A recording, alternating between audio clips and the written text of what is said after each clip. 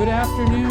It's Steve Lookner here from Right Side Broadcasting Studios in Auburn, Alabama with some breaking news. We're breaking into our coverage today, into our normal programming to give you this breaking news. This has just happened a few minutes ago. I'm just getting the information right now. I'm going to give it to you as I have it. But the basic story is that CPAC has canceled Milo Yiannopoulos' speech. Milo Yiannopoulos was supposed to give the keynote speech for CPAC. CPAC is the big conservative convention that happens every year. It's big news. We're covering it. The major news networks, I'm sure, will be there. But the keynote speaker was supposed to be Milo Yiannopoulos.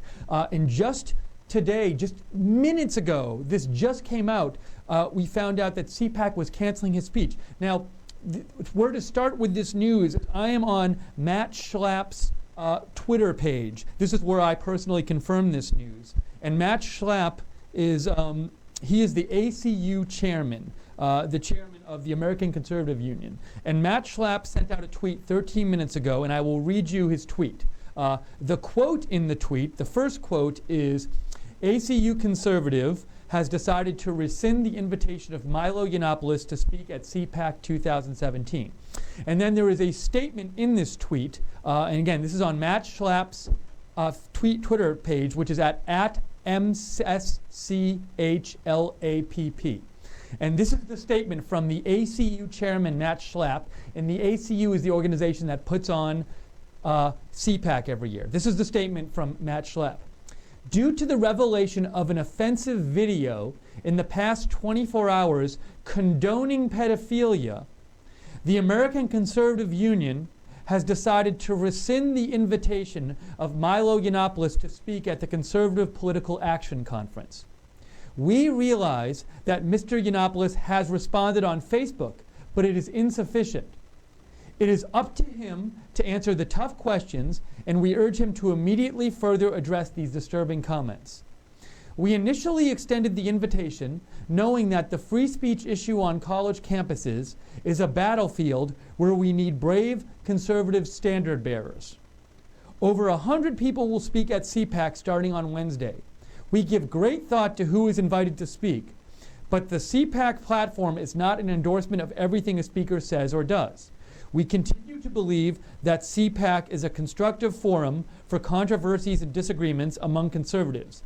However, there is no disagreement among our attendees on the evils of sexual abuse of children.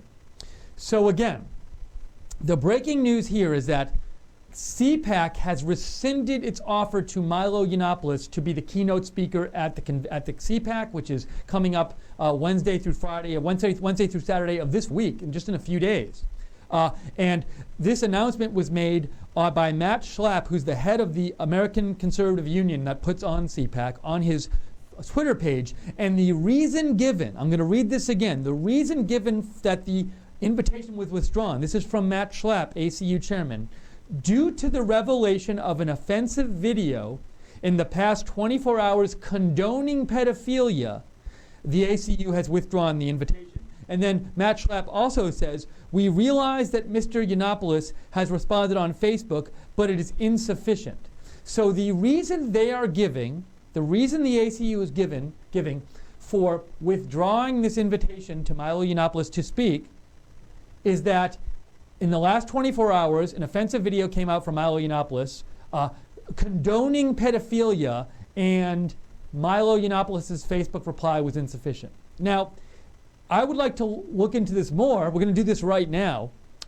And my hope is this. When I first heard this story, so this morning in the office, we had been actually talking amongst ourselves, a number of us, and I'm going to give Jake Seals some credit here. Jake Seals was on top of this story, and Jake brought it to our attention. We were talking about it amongst ourselves in the office, and we were having some trouble getting to the bottom of the story. So we had heard that Milo had said something involving pedophilia on something recently. And we'd also heard that Milo responded to that on Facebook.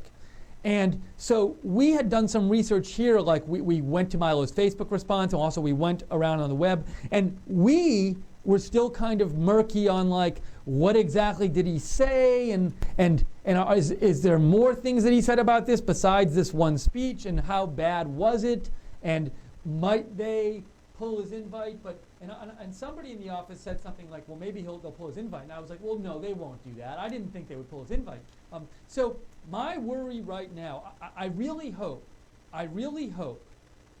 that when we and everybody else and you look into this more, it doesn't end up being one of these situations where we look at what Milo actually said in his response and we say, oh, that's what he said?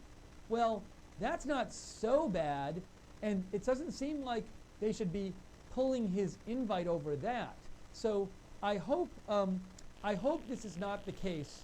I hope this is not the case when we look into this. But we need to look at the facts. So, I'd be the first one to say, hey, if Milo gave a talk where he said, I think pedophilia is the greatest thing in the world and we should, and pedophilia is awesome, nothing's wrong with it.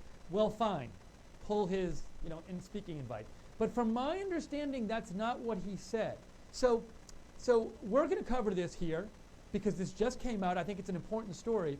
And it's especially important if it turns out that CPAC is shutting Milo down for something that when you actually look at what he says is not that bad, or he has like a reasonable explanation behind it. That's very worrisome to me. It's a big story anyway, either way. So I think the key thing to do now is to look into, let's try to get some information about what did he actually say, what is this complaint about, what did Milo say in response? And I've read his response, but we'll go over it again here. But again, to reiterate, the big news, it just came out minutes ago. We also wanted to cover this because I don't believe any of the major news networks are going to cover this. If so, they'll talk about it for like 2 seconds. But we thought it was important to you, and we wanted to cover it. CPAC has today, just minutes ago, rescinded the offer to speak that they had given to Milo Yiannopoulos. Milo Yiannopoulos was supposed to be the keynote speaker at CPAC. And just minutes ago, the chairman of the ACU, which organizes CPAC, on his Twitter page, Matt Schlapp, said, we're rescinding the offer to Milo because Milo came out with a video in the last 24 hours that condoned pedophilia. That's what Matt Schlapp said. And that Milo's response on Facebook was insufficient. So that is the official reason given for pulling this invite, is that Milo Yiannopoulos, there was a video that came out in the last 24 hours in which he condoned pedophilia, and that Milo Yiannopoulos' response on Facebook to this was insufficient. So that's the official reason given for canceling his speech at CPAC. So if you would like, I would also love to hear your feedback on this whole event that's happening in this ongoing breaking news. If you would like to, the way to reach me during this broadcast, there are 2 ways. The first way is go to my Twitter feed, @Lookner, @LOOKNER, and direct message me. And if you direct message me, I will get your message on the air. If you have a comment or a question, I'd be happy to read it, as long as it's clean, of course. The other way to reach me during the broadcast is you email me at steve.lookner@rsbn.tv. So real quick here, the other thing I want to do, and so there are lots of questions here. I mean, I'd love to I want to find out exactly what he said in this particular video. But I think the next thing we should do is let's look at what Milo himself said on his Facebook page. So this stuff had come out this morning. I'd been hearing some stuff, and there was some stuff we'd been hearing in the newsroom that like some people were upset with something Milo had said about pedophilia.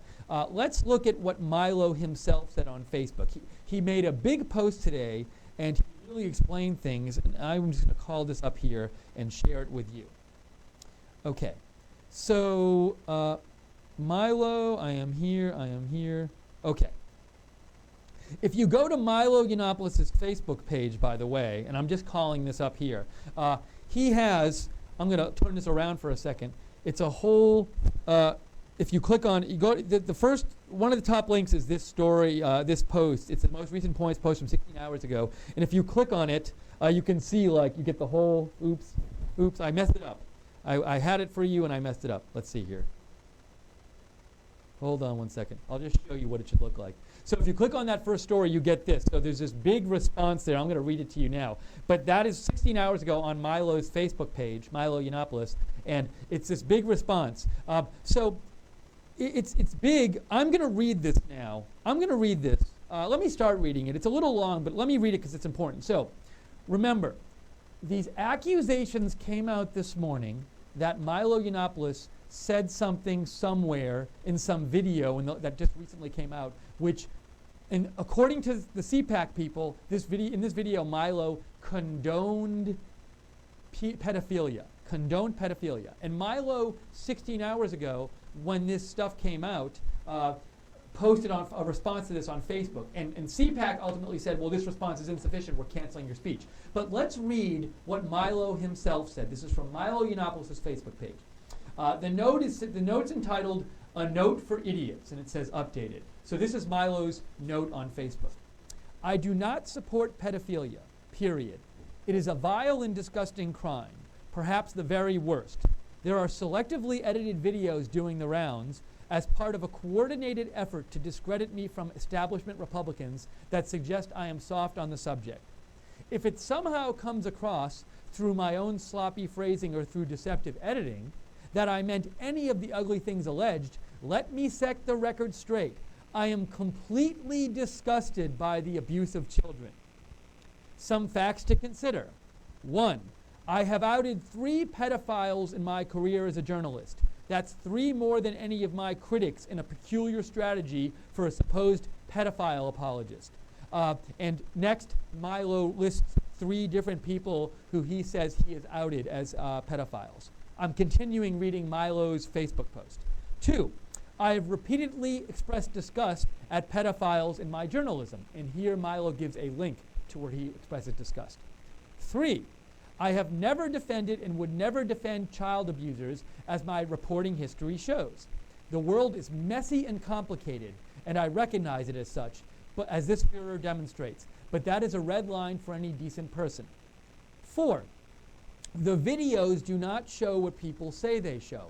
I did joke about giving better head, and excuse me for the language, I'm reading, this is important, I'm reading Milo's Facebook post, so I'm sorry for the language, this is Steve Lookner talking, but I think it's important to the story. So again, we're reading Milo's response to the claims that came out in the last 24 hours that he supported pedophilia because these videos came out, and this is his response. So let me continue reading his response from his Facebook page, and I apologize for a bit of the language.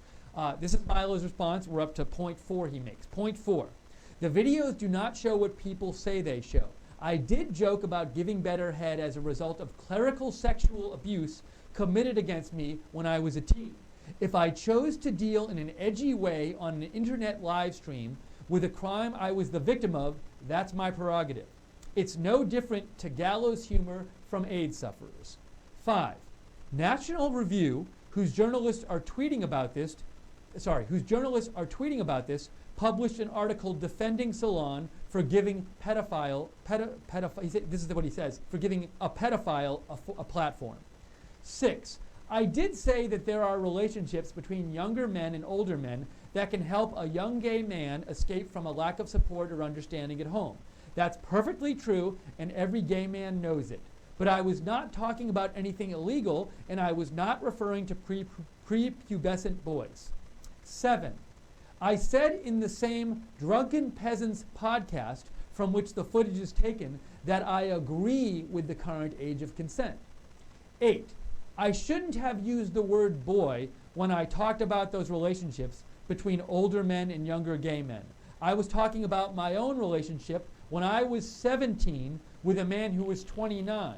The age of consent in the UK is 16. That was a mistake. Gay men often use the word boy when they refer to consenting adults. I understand that heterosexual people might not know that, so it was a sloppy choice of words that I regret. 9, this rush to judgment from establishment conservatives who hate Trump as much as they hate me, before I have had any chance to provide context or response, is one of the big reasons gays vote Democrat.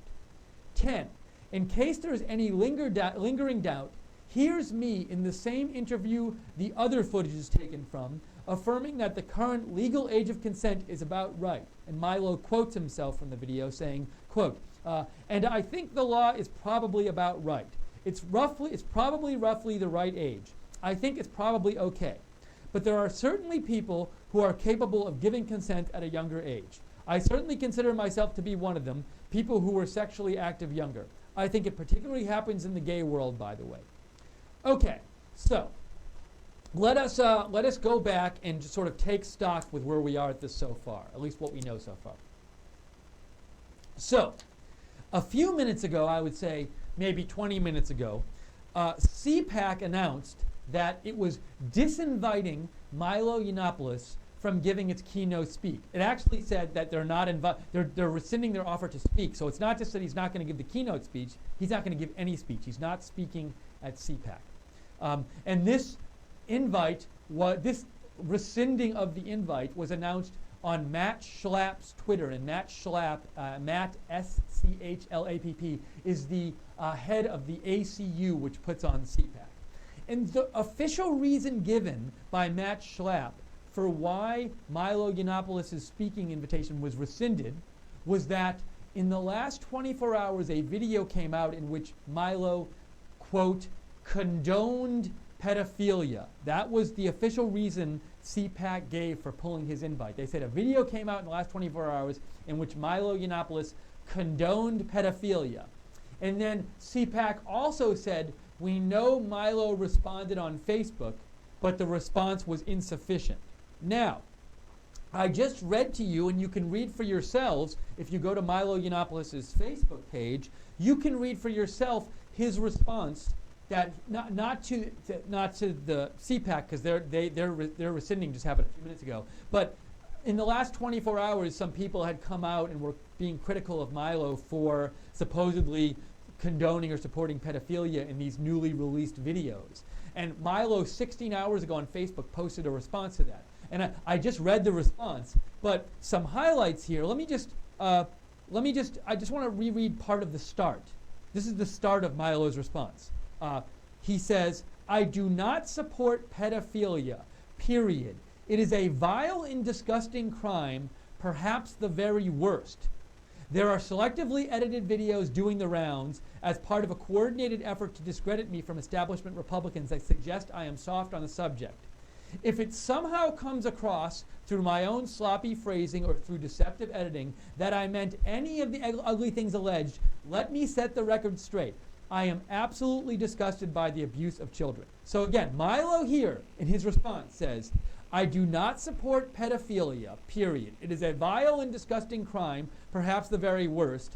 And he also says, I am completely disgusted by the abuse of children. So to me, that at least in his response is a pretty clear disavowal of and criticism of pedophilia. So there's that. Now there is this thing at the end of his response, and perhaps this is what CPAC is worried about. And hopefully here we'll go back, we'll find the exact words that CPAC was talking about, because I don't know which exact video CPAC was referring to, and we'll try to get that information. But toward the end of Milo's Facebook response that he gives about this criticism, he says that he said in the video, so the age of consent is 16 in the UK, and he said, Milo himself said in the video, I think the age of consent is probably about right. It's probably roughly the right age, but there are certainly people who are capable of giving consent at a younger age. I certainly consider myself to be one of them. People who were sexually active younger. I think it particularly happens in the gay world, by the way. So I have no idea what CPAC was thinking, or what they were responding to in particular yet. And I have no idea what the people criticizing Milo during the last day were responding to. But someone could look at that quote and say, hey, Milo, you're saying that people under 16 can, at least some of them, are capable of giving consent to sexual activity, and including sexual activity with older people, and we shouldn't have a problem with younger people giving consent. But he doesn't really say that. What he strictly speaking says is, I think there are people younger than 16 who are capable of giving consent to sexual activity. That's what he says. Now, maybe some people have problem with that, and they think that somehow is condoning pedophilia, but that's not, I don't think if Milo might, I don't think he thinks it's condoning pedophilia, because he says at the start of response, I totally disavow, in essence, he says, I totally disavow myself from pedophilia. He says, I do not support pedophilia, period. It is a vile and disgusting crime, perhaps the very worst. So, all right, so we have this situation now. Let's recap, and I want to get some of your comments on this. And I'd like to get more to the bottom of this story because I'm kind of confused by it. And I am a little worried. I hope this is not the case. This is feeling a bit to me like maybe CPAC, what happened is this public furor came out in certain circles and CPAC didn't want to deal with it and they threw Milo under the bus. Now I hope this didn't happen. I hope they have legitimate reasons. But just when I first heard the story, it kind of felt like that to me. But based on the little I knew, but I want to go back and learn more about it. But anyways, I hope that's not the case. But what we know now is that CPAC has disinvited just about a half an hour ago Milo Yiannopoulos from being their keynote speaker at CPAC. Which is, if you don't know, it's like this really big, it's like the most important annual gathering of conservatives condoning pedophilia, and they said his response on Facebook was insufficient. So let's, so if you want to, I'd love to, as we're covering this breaking news, and we're covering it for you. I'm guessing, I can't see my TVs right now, I'm guessing the mainstream media isn't covering this. I think it's a really important story. So we want to cover it for you, give you live updates. We also want to give you a place to give your feedback. So if you have any comments or questions you'd like me to say on the air or try to answer, feel free to write in. I can read them on the show. Two ways to do that are go to @Lookner that's my Twitter handle, @Lookner @LOOKNER, and direct message me. Or you can email me at steve.lookner@rsbn.tv. Also, while you're doing this, so I came on as soon as I could, but I didn't have I would have loved to have had 4 hours to do more research on this before I came on, but of course I wanted to get on with the breaking news right as I heard it. So I'm going to be doing some research here to try to get some more facts of the matter, like what exact video was CPAC upset about, and what exactly in this video did he say to get CPAC upset? I'd like to answer that question. But if you have any interesting news about this, like maybe you see certain links out there, certain tweets, certain stories, if there's a link to a video you see, let me know about it. Feel free to let me know about all this stuff. We're happy to we like to give you a chance to help us cover the breaking news here. So feel free to send me any news tips or links about this. If you find a video you think is relevant, like say you find a video and you think like, oh, this is the video that CPAC was upset about, please don't just send me the link, because then I have to stop the whole program and watch the video here. Like if you find a video, what would be best is if you say hey Steve, here's this video in which Milo says X, Y, and Z at this time in the video, and then maybe I can quickly watch it. But so try to put it in a format that I can actually see it, because otherwise I'll have to skip your message about the video, and I don't want to do that. So anyways, let me first check. I want to get more news on this, but I first want to check with you and see if there are any comments so far on this. Let's see. We have, okay. Okay, so I will say, this is a video from Brad Burns, and Brad Burns sent me a link to a video from the Reagan Battalion on Twitter, and Brad says, watch this, don't think it's excusable what he said. So this is possible. Now, I'm not sure here. I'm going to click on this and see how long this video is. If it's 10 minutes, I can't watch. All right, hold on. I'm going to watch it right now.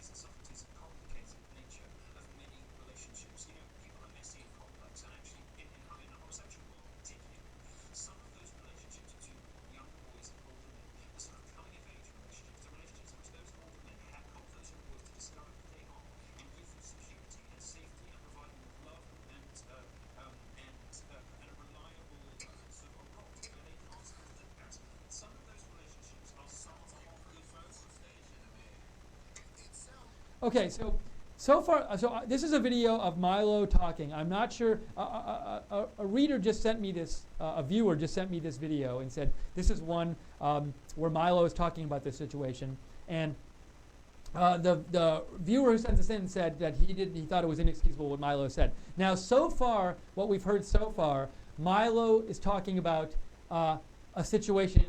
If you heard him on the video, what he said is he thought there are situations where a young gay boy, he uses the word boy, but more about that in a second, a young gay boy could have a relationship with an older man, and that could not, it could be allowable because, for example, perhaps the younger of the two, the young gay boy, didn't have like support in his family for this kind of stuff. But just to clarify, this is what Milo said about that remark. So I don't know if this is the remark the reader was talking about, but on Facebook, this is what Milo said. He said, "I did say that there are relationships between younger men and older men that can help a young gay man escape from a lack of support or understanding at home. That's perfectly true, and every gay man knows it. But I was not talking about anything illegal, and I was not referring to prepubescent boys. And also, this is something else Milo said. I shouldn't have used the word boy when I talked about those relationships between older men and younger gay men. I was talking about my own relationship when I was 17 with a man who was 29. The age of consent in the UK is 16. That was a mistake. Gay men often use the word boy when they refer to consenting adults. I understand that heterosexual people might not know that, so it was a sloppy choice of words that I regret." So anyways, in the first part of this video that the viewer just sent me, and this might be the one being talked about by CPAC, I'm not sure. This might be the video everybody's complaining about, I'm not sure. But I will say this. This 2-minute clip of the video I was just sent that I'm playing, it does say this stuff about the boy stuff that Milo refers to in his post. So it seems like this video might be relevant. So hold on, I'm going to keep playing this video clip that I was just sent. It's 2 minutes long. I've played the first 40 seconds. And in that first 40 seconds, I just explained why someone might think what Milo said about that was condoning pedophilia, but I also gave you Milo's response to that. So let me keep going on this video and just see what else is said.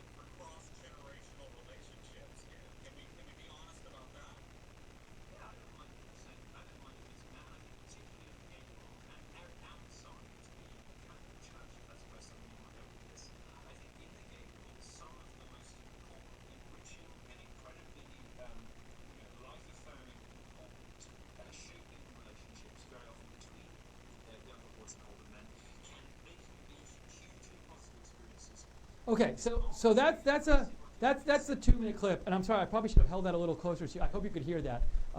But anyways, so this is a clip which might be, and I believe that this is from the Drunken Peasants podcast. I'm not sure. So I don't have all the information here with me. This was sent to me.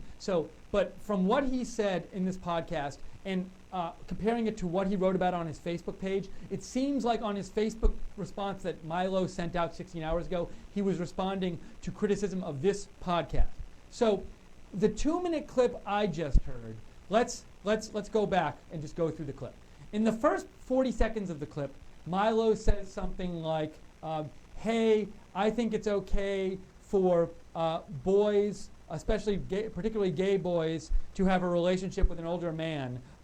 But on his Facebook page, he says when he said boy, it's a word that is used in the gay community for consenting adults, but younger consenting adults. So he said the age of consent is 16. So when he says boy in the video, he meant to be referring to somebody 16 or older. That's what he said.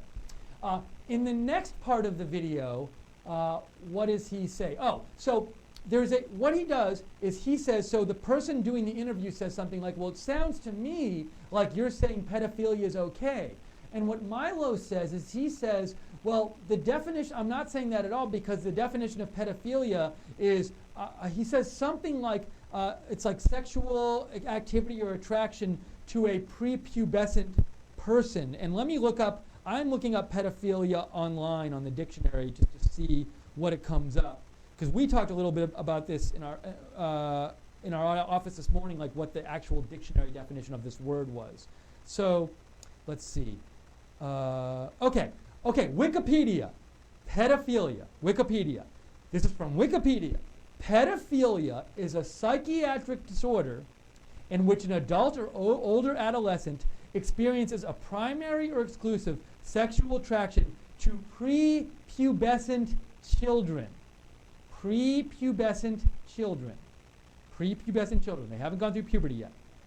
So, what Milo says in this video we just watched, which I believe might be the video that people are all in an uproar about, he says, the person one of the people doing the interview says, it sounds to me like you're condoning pedophilia. And he says, no, like pedophilia is when people are attracted to somebody who's prepubescent.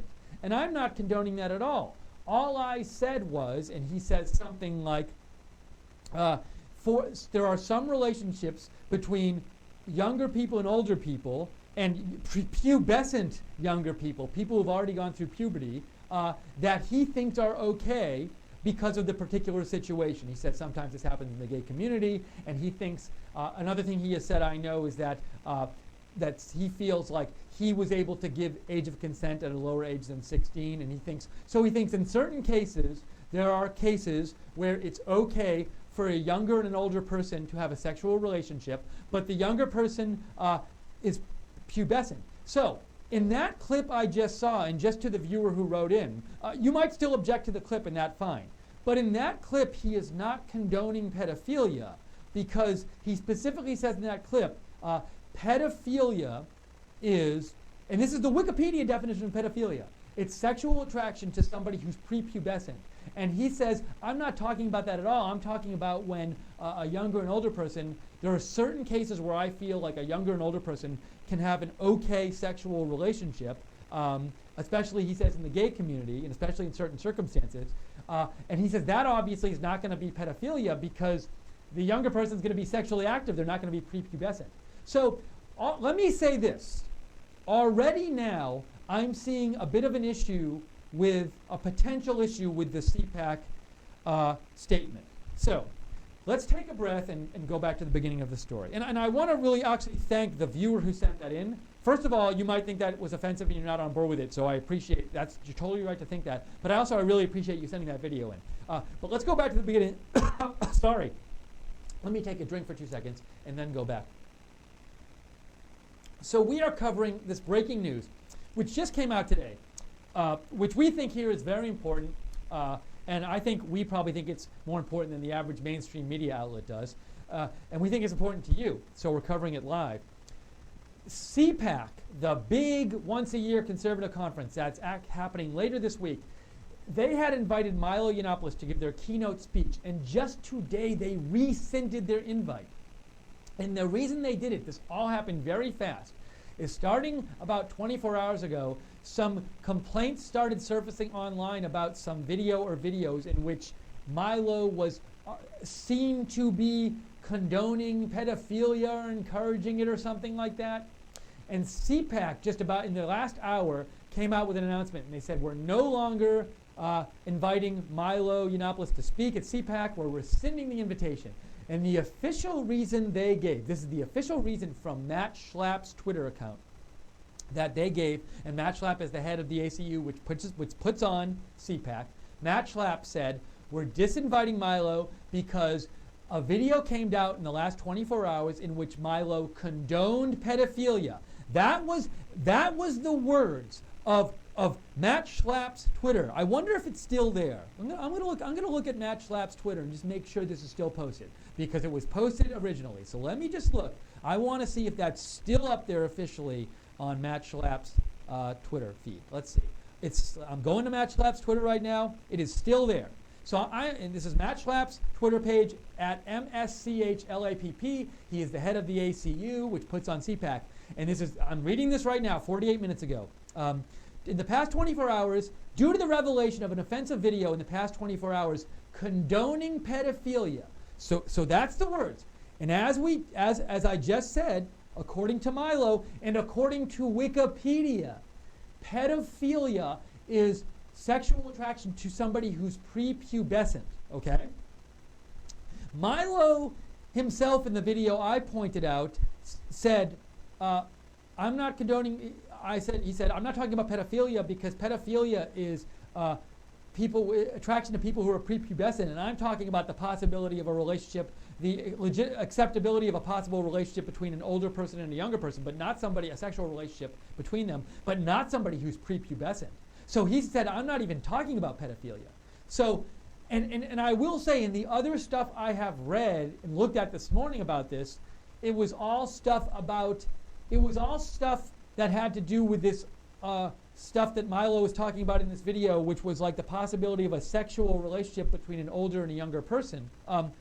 I have seen nothing that came out so far that Milo said that in any way condoned pedophilia or in any way had anything to even do with pedophilia. The clips I've heard that were recently released, and I haven't heard all of them, so maybe there's ones I've missed, but the stuff I've heard being passed around this morning, none of it talked about Milo talking about relations between pedophiles and like kids or pedophilia at all. It all had to do with sexual relations between pubescent younger people and older people.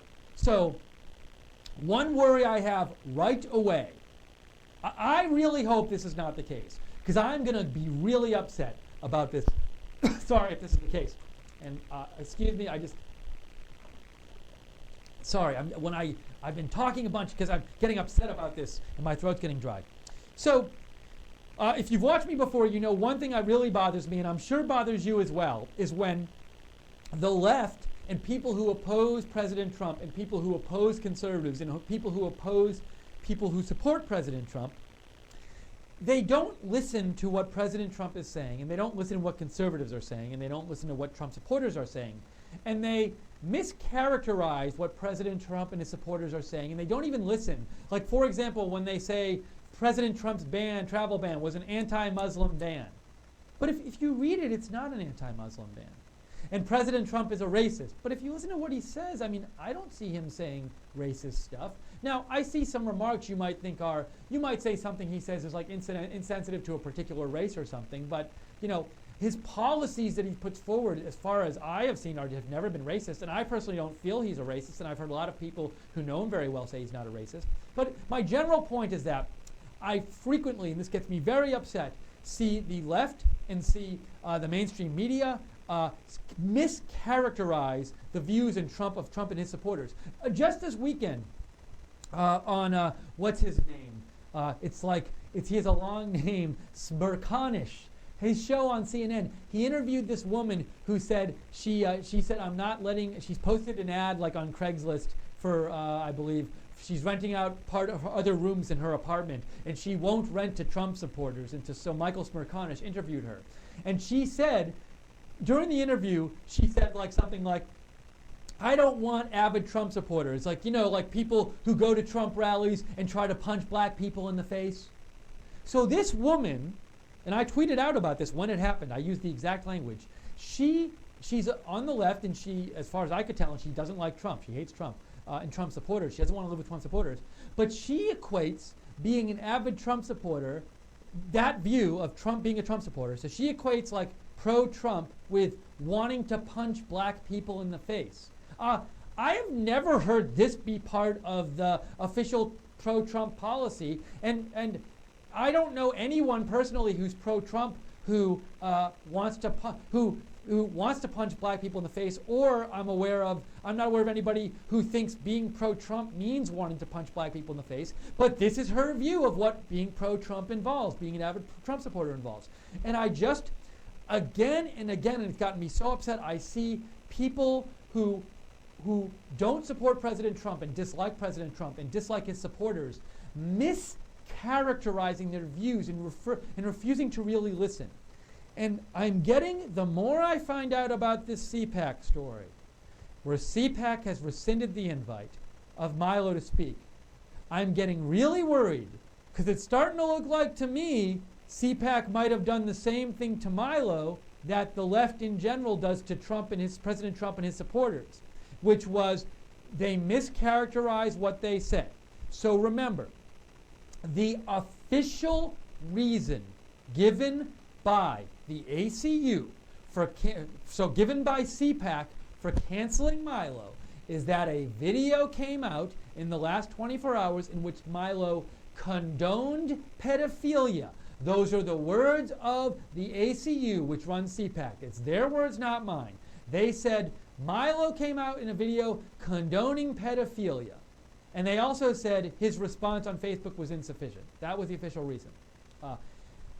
Everything I've heard from what Milo talked about in videos that came out in the last 24 hours is not talking about pedophilia.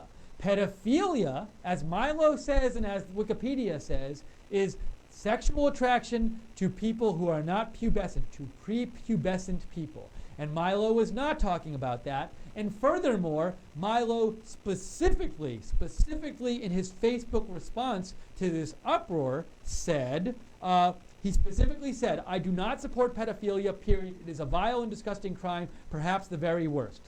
I am completely disgusted by the abuse of children." So, all I know right now, this is what I know at this point. CPAC has canceled Milo because they said he supported pedophilia in a video that came out in the last 24 hours, or that he condoned pedophilia. All I know is that in the video stuff I've been presented with, including the video that a lot of people are talking about, and including a clip of the video that Milo is responding to in his Facebook page, the stuff he said in that broadcast didn't condone pedophilia, and actually clearly Milo in that video said, "I'm not talking about pedophilia because pedophilia involves prepubescent people." So I would like during today sometime, I do think this.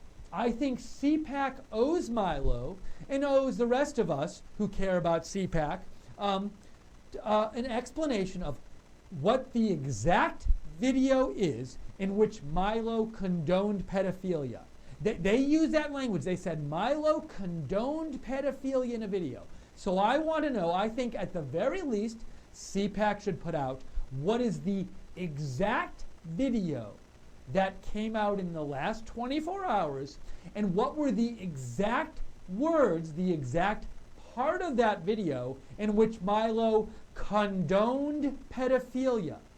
Because if they can't give us that, then they've given a false reason for canceling Milo. Now, I would also like to know another part of their reasoning for canceling is they said Milo's response on Facebook was insufficient. Now, Milo's response on Facebook specifically said, among other things, "I disavow myself from pedophilia. It's disgusting. I don't approve of it. Pedophilia is," he also said in his response on Facebook, "Look, pedophilia is defined as sexual attraction to somebody who's prepubescent. In my video, I wasn't talking about that at all, and it's clear that I wasn't talking about that at all." So CPAC should also explain to us why that response wasn't insufficient. So again, CPAC at the very least, if they're going to be transparent about this, and if they want to make us understand why canceling on him was legitimate and wasn't just bowing to public pressure from I don't know who, and wasn't just throwing Milo under the bus, they should tell us what's the specific video they're talking about, what specific part of the video where Milo spoke are they talking about, what did Milo say in that specific part, and why was Milo's response on Facebook insufficient? I want to have answers to those 4 questions, and right now I have answers for none of them, and I'm not seeing the prospect of answers to any of them. Now, I would be happy if somebody out there sends me a video sometime while we're on the air, or when we're off the air, I go see a video where Milo says in a video, "I support pedophilia." I'm not going to be happy he said that, but I will be the first one to say, you know what?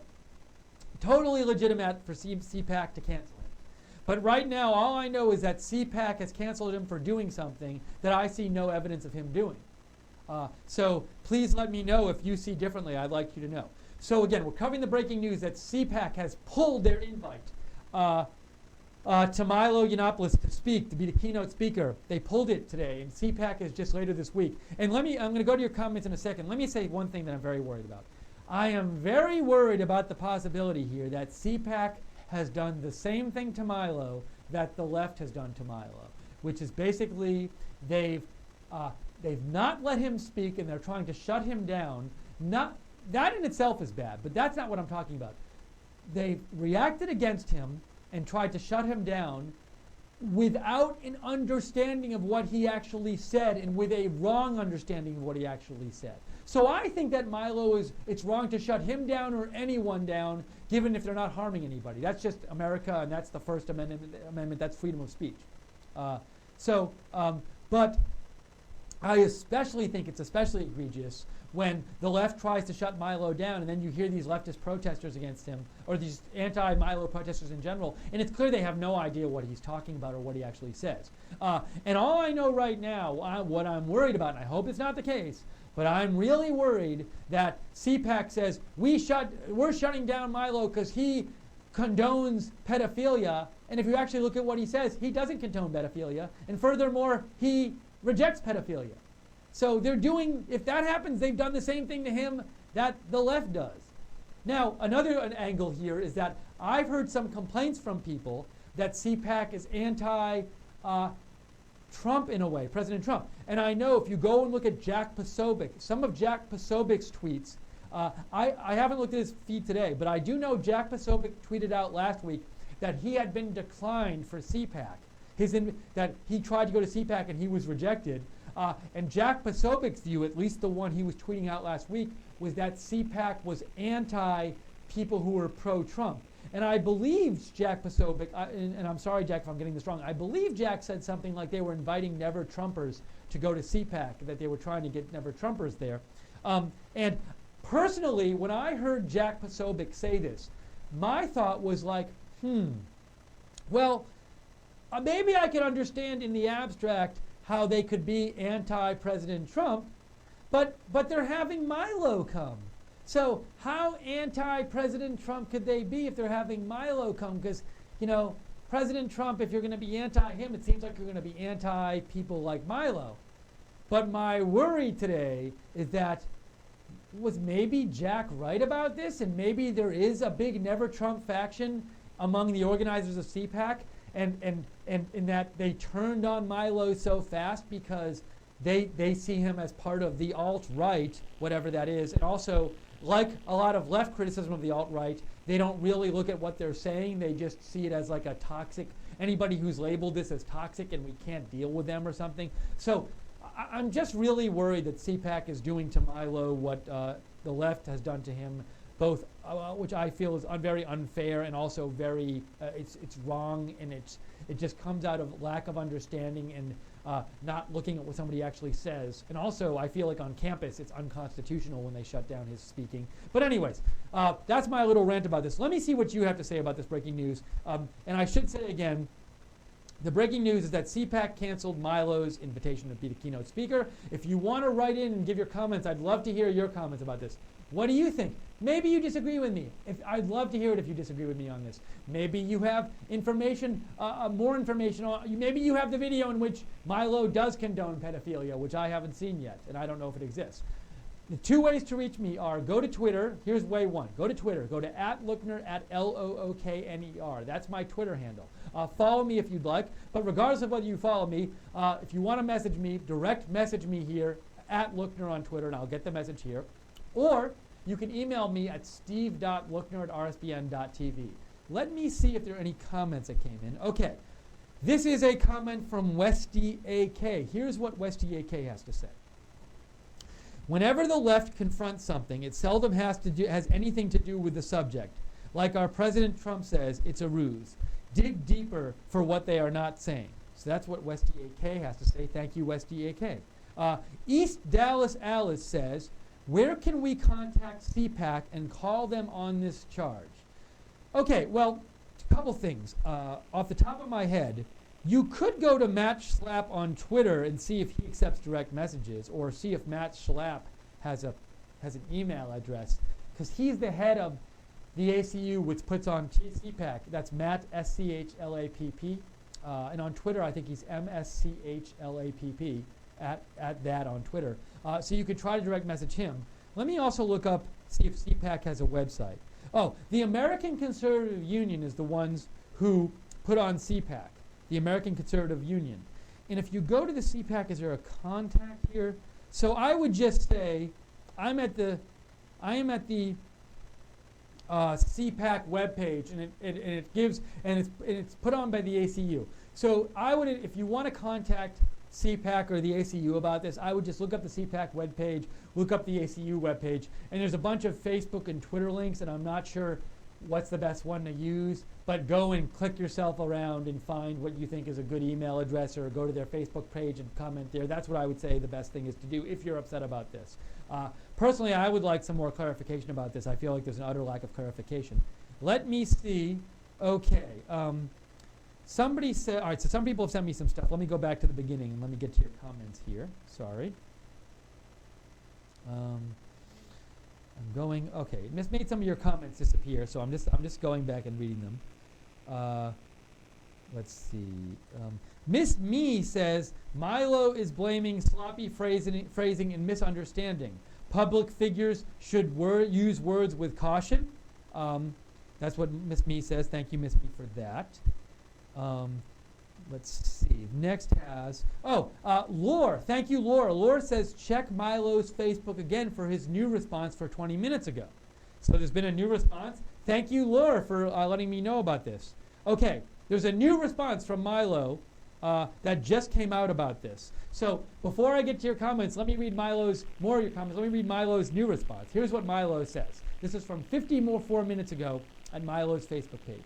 Milo says, I am a gay man and I am a child abuse victim. I would like to restate my utter disgust at adults who sexually abuse minors. I am horrified by pedophilia, and I have devoted large portions of my career as a journalist to exposing child abusers. I've outed 3 of them, in fact, 3 more than most of my critics. And I've repeatedly expressed disgust at pedophilia in my feature and opinion writing. My professional record is very clear. But I do understand that these videos, even though some of them are edited deceptively, paint a different picture. I'm partly to blame. My own experience as a victim led me to believe I could say anything I wanted to on the subject, no matter how outrageous. But I understand that my usual blend of British sarcasm, provocation, and gallows humor might have come across as flippancy, a lack of care for other victims, or worse, advocacy. I deeply regret that. People deal with things from their past in different ways. Also, as to some specific claims being made, sometimes things tumble out of your mouth on these long late-night live streams when everyone is spitballing that are incompletely expressed or not what you intended. Nonetheless, I've reviewed the tapes that appeared last night in their proper full context, and I don't believe that they say what is being reported.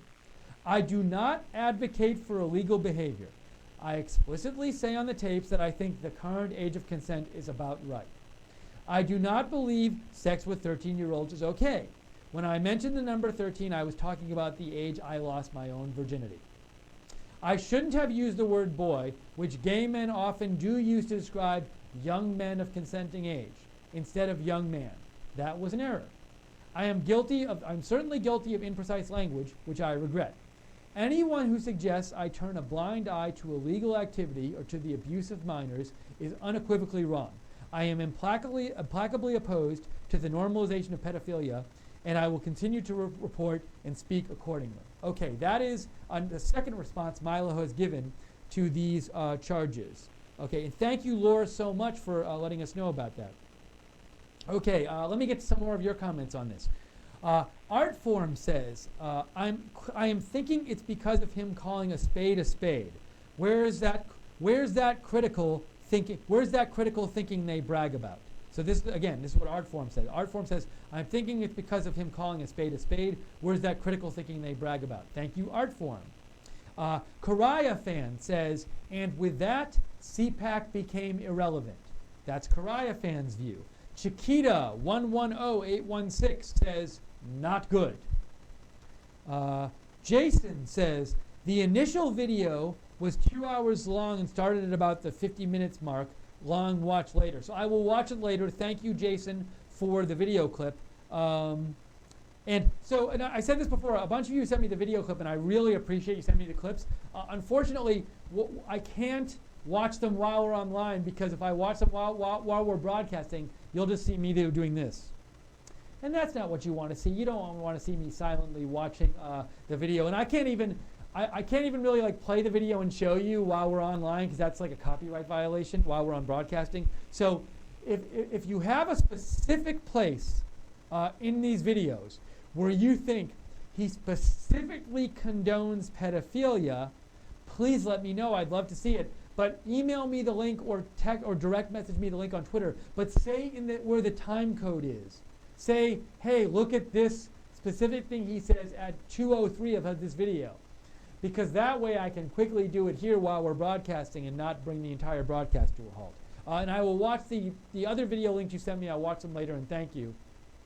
And I'm happy to check out any link you send me, just as long as it has a time code and a specific. And don't just say start watching at 2 minutes in, because for all I know, I'm supposed to watch 10 minutes of it. And I'm fine doing that once we're off the air, but we don't really have the time to do that right now. So please, if you want, write me with any kind of tips you have. Thank you so much for the video tip so far, and also the tip about Milo's new Facebook post about this. And when we cover breaking news, we love to do it with you. We love to have you help us do it here. So thank you. I just need to take another sip of water. I apologize. And to reiterate, we are here covering the breaking news that CPAC today. I'm shocked, frankly. CPAC has withdrawn the invitation of Milo Yiannopoulos to speak, to be the keynote speaker, but also to speak in general. He will not be speaking at CPAC. And the official reason they did this is they claim, in a video that came out in the last 24 hours, Milo condoned pedophilia. And they say his response on Facebook, his original response of 16 hours ago, was insufficient. I have seen no evidence yet of a video in which Milo, quote, condoned pedophilia. I've heard explanations from Milo about what he said, and they seem to make sense. Now, I will say this. I could see in the videos I saw, Milo does say some things that seem to suggest he might, in certain circumstances, think that somebody who's pubescent, so this wouldn't be pedophilia, but somebody who's under 16 could give consent to an adult older than that person in a sexual relationship. Now, I could see some people saying, hey, Milo, I don't agree with you. I think the minimum age of consent legally is 16, and that's also, I think in any case, somebody would need to be 16 to really fully be able to give consent and know what they're agreeing to when they consent to sexual activity. So I could see somebody getting upset about that part of what he said in the videos I've seen. But that's not the part CPAC is being critical of.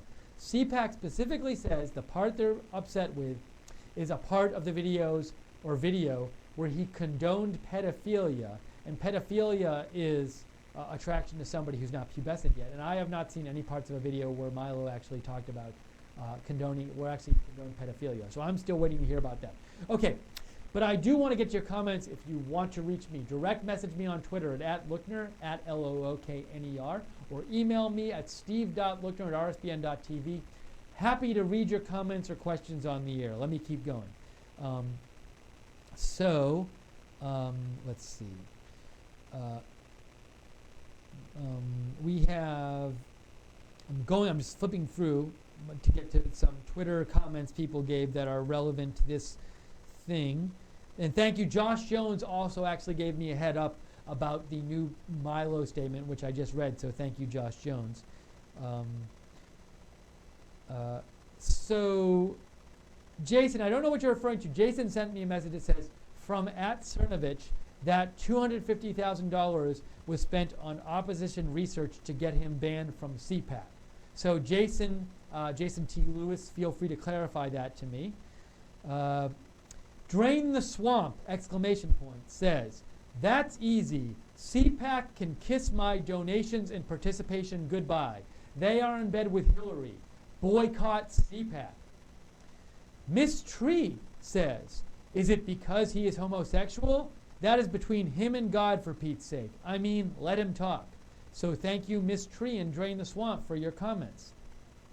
Dan Canepa sent me the video, and he says it starts around 2:20 into the video. Thank you, Dan, but I'm not sure how long this goes, so I can't online watch watch the whole video. I'll watch it later, what you send me. But please, if somebody has a specific part of a video in which Milo condones pedophilia, please email me and say, or email me at steve.lookner@rsbn.tv, or direct message me at Lookner on Twitter and say, here's the video, here's the specific thing he says, here's the specific time code where he says it out, and then I'll watch it right here, because that way I won't have to spend a lot of time in silence here watching. So look, I don't hope this for Milo's sake, but I don't want it to turn out that CPAC just threw Milo under the bus, and I don't want it to turn out that CPAC was just falsely accusing Milo of something. All I know right now is I've seen no video in which Milo condones pedophilia, given what the definition of pedophilia is. And also I saw in his response to Facebook seemed to explain what he said in those videos. So I'm also not sure, why CPAC thought, I don't know what video, as I said before, CPAC to me owes us all clarification. What video are you talking about with Milo that you're upset about? What did he specifically say condoning pedophilia in this video? And why was his response insufficient? Because on Facebook, because CPAC said that's the reason that they withdrew their invitation. CPAC said a video came out in the last 24 hours in which Milo condones pedophilia, and his response on Facebook was insufficient. So that is their efficient reason for rescinding their invite to Milo. And you know what this is reminding me of a little bit? It's reminding me a little bit of when Twitter banned Milo. Twitter banned Milo, I believe it was last year. Never gave a full explanation of why. Said he violated their terms of service, didn't explain exactly how. I heard a lot of people, not Twitter, say things like, Milo ordered people and organized this racist campaign against Leslie Jones on Twitter. I never saw any emails or tweets in which Milo said, hey everybody, send racist tweets to Leslie Jones. I haven't seen that yet. I did some research on this. I never came up with anything. And my worry here is, again, I feel that there's this tendency to try to shut Milo down and shut President Trump down and pro-Trump supporters more generally down but especially with Milo, there's this movement to shut him down based on like false ideas about what he's actually done or false understanding of what he actually says. And this keeps happening.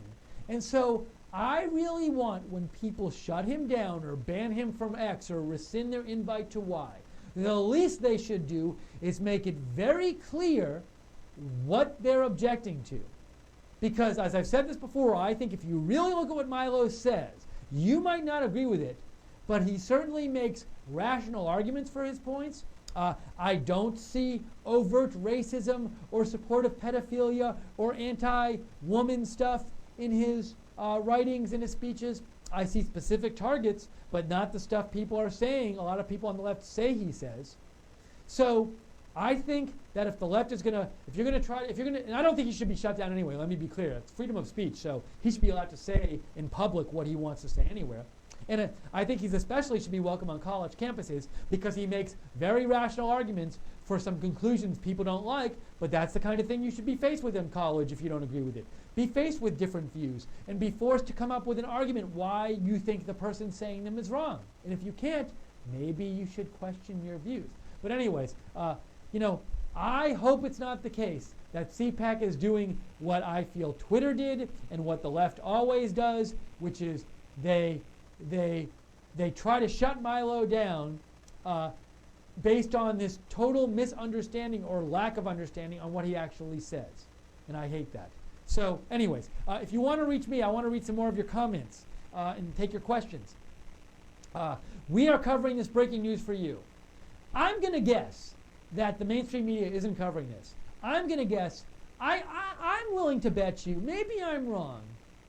Is any of the big conservative media covering this? Like if you go to I don't know, CRTV, are they doing live coverage of this now? So my point is that I think this, to me, is one of the things that Right Side has to offer. We will come on live and cover these stories for you. And I apologize, CRTV, if you comment on it. And I'm certainly not saying anything bad on about CRTV. My point is, we feel what we can do here at Right Side Broadcasting. And there's lots of great things, for example, CRTV does and these other sites do. So let me just be clear about that. But my point here is that as a news organization, one of the things we want to do here at Right Side is bring you breaking news when it happens that's important to you that nobody else is covering. And so that's why we came on today, and we hope you enjoyed this breaking news coverage, because we feel this stuff is important and there should be somebody covering it live. So we're covering it live. So feel free if you're, if you cover these different sites, like let's say you go to CRTV because you're like, I don't like the mainstream media coverage. I want to listen to CRTV and go to see what they say. Or I want to listen to conservative sites X, Y, and Z. And you've never tuned into us before, give us a bookmark and just know that we're going to cover these breaking news stories live. We will cut into our program and cut them live because we feel not a lot of this is out there and we want to do that for you. And if you want to know about our live breaking news coverage in the future, you can follow me at Lookner, at Lookner on Twitter. And I will always tweet out when we're going live, covering breaking news. And also follow Right Side Broadcasting at RSB Network. And we'll send tweets out from Right Side and tell you when we're going live. So, and if you want to send in your comment or question, which I can read now, I'm going to get some more of them right now, direct message me on Twitter at Lookner or email me at steve.lookner@rsbn.tv. Thank you for your comments so far. Let me keep going here. Pokey Rosie says, CNN equals rude propaganda spreading hyperbolic rhetoric, the network of grandiosity and mudslides. That's Pokey Rosie. Thank you. The PC Stops Here says, Milo's comment was misconstrued. He used classic gay humor to describe certain relationships in the homosexual community. Harmless. Thank you, the PC Stops Here. Let me just go back here and see. I see some more comments. Hold on, I will get to them. Let me go. The PC Stops Here says, I'll send you to a link to the joke being misconstrued. Shame on CPAC. Let me go to some more messages here from you. Thank you. Okay, this is If You Can Keep Its views. And I want to say again, if you don't agree with what's being said here, if you don't agree with anything I say or anything anybody else says, feel free to write in. We don't tell you what to think here. We want to see. We know there's a range of views out there, and we want to hear from you. So feel free to write in. This is If You Can Keep It. This is what If You Can Keep It says. There are many conservatives that do not support Trump or any supporter. Milo is one of the more controversial supporters of the current administration and has bipartisan detractors. Many within CPAC would be very happy to have any reason to step away from Milo as a speaker. With Republican never-Trumpers working against Trump and his advocates, this is not surprising. Many in Trump's base are moderates and distrustful of both parties, myself included. This type of stunt is no different than what the left is doing and what we voted to change last November. So it sounds to me, if you can keep it, that you consider yourself a more moderate person in the conservative wing and a more moderate Trump supporter, but you don't approve of what CPAC did by canceling Milo's speech. So thank you, if you can keep it. Westy AK says, Milo is controversial at best. CPAC is largely Christian-based. All of the Christians I know have a God-given aversion to the subject of homosexuality and still do not want anything to do with it. So that's Westy AK's view. Westy AK thinks there might be some, Westy AK thinks CPAC is largely Christian-based and that this might be, it sounds like Westy AK, you're saying something like the cancellation of Milo might have to do with some uncomfortable with his homosexuality. This is your view. Thank you for the comment. This is what Dovey Skidmore says. Okay, Dovey Skidmore says, it was a 3-hour video debate. I watched the whole 3 hours this morning. He denounced pedos in the debate. Pedophilia is what you mean. He denounced pedophiles. So you say, Dovey Skidmore says, he denounced pedophiles in the debate, then later talked about an incident when he was 14. They heavily edited the video circulating now. The whole debate was Joe Rogan Experience number 702. Joe Rogan Experience number 702. So I will look at that when I get off the air. And Jake Seals, thank you, Jake. He gave me a tip about listening to a Joe Rogan podcast earlier. So Jake, when I come out there, I'll get that from you. So thank you. Norway for Trump writes in, the conservatives of America are taking a really bad turn. The conservatives of Europe have become pro-Islam, anti-Semitic, and anti-free speech. And look at what this has led to. EU in crisis, Paris burning, Sweden with an explosive rape statistic, and already in a low-intensity civil war, Great Britain ruled in large swaths by Sharia law, and the list goes on. In these times, people like Milo should be front and center, not stifled into silence. Thank you, Norway. So Norway is clearly not on board with CPAC. Andrew S. says, didn't Wayne Dupree say he was going to CPAC? Yes. So we are going to be covering CPAC. Wayne Dupree will be there. Liz Willis will be there. Margaret Howell will be there. All of these people from Right Side Broadcasting are going to be at CPAC. So, and I will say now, boy, this is interesting that Andrew S., I like that you brought up this point. Now, will this be hanging over CPAC at all? I certainly think our correspondents are going to ask about this. So don't be surprised if you see Wayne or Liz or Margaret ask questions about this. And I'm going to be doing some coverage from the studio. And I will say this, if I, from the studio, get to talk to anybody from CPAC about this, I will definitely be asking them about this. Now, it might come out that there is a video that in which Milo clearly says he condones pedophilia. If he says this, I will be the first one to say, you know what? I'm totally on board with CPAC rescinding his offer to speak. But if that doesn't come out, I will want to talk to somebody from CPAC about why their stated reasoning for pulling his invite seems to be not true. At least so far I've seen their stated reason. So again, breaking news we're covering here that CPAC today pulled the invite of Milo Yiannopoulos to speak, be the keynote speaker. They are no longer having him speak at CPAC at all. And their stated reason is that a video came out in the last 24 hours in which Milo condones pedophilia. They said he condones pedophilia in this video, which I have not seen, and I have not seen any evidence of yet. And they also say his response to this on Facebook was insufficient. And I think they owe us an explanation of a little more about what video they're talking about and what specific part of it they're talking about, because I have not seen a video yet of him where he condones pedophilia, given that pedophilia is, as both Milo and Wikipedia says, the sexual attraction to people who are prepubescent. Okay, so let me get back to more of your comments. Great comments so far and great feedback. We love to get your comments and feedback here as we're covering this breaking news. And if you want to send feedback or send a news tip or send a question, the way to do that is either go to Twitter, go to @Lookner. Direct message me is the best way. If you direct message me, @Lookner on Twitter, @LOOKNER. Or you can email me at steve.lookner@rsbn.tv. A couple other messages here. We have an email, a message from Dan. Doesn't want me to use your full name. That's fine. Says RT has a 6-minute video, but it's edited. Thank you. Hold on, let me go back here. We have some more. We have Ellis says, I'm so confused. What video is CPAC referring to? Are they referring to the Joe Rogan video? Hey, Ellis, I'm confused too. I want some clarification here. Why don't they say this? If you hear, by the way, if somebody sees a tweet where somebody from CPAC says the video they're talking about, I'd love to hear about it, so let me know. Let me go check the emails, the right side email, because I don't want to forget about the people emailing, and I just want to make sure no one's emailed there that I haven't gotten to yet. Okay, so people seem to be all messaging me on Twitter.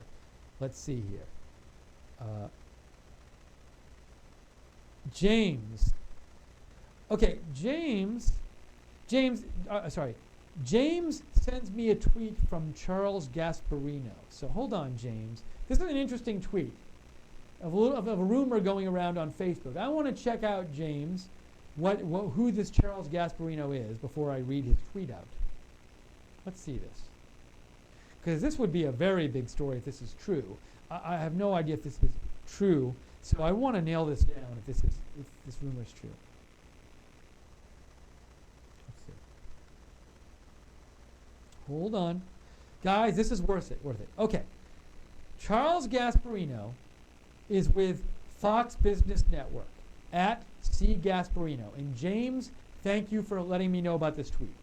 Charles Gasparino tweeted out 25 minutes ago, according to Charles Gasparino of Fox Business Network, Breitbart News is weighing the dismissal of Milo Yiannopoulos. Announcement could come soon. No comment from Milo. Wow. If that's true, that's a wow. So we have, thank you, James, for the heads up. This to me is breaking news. This story could get even like way bigger than this if this happens.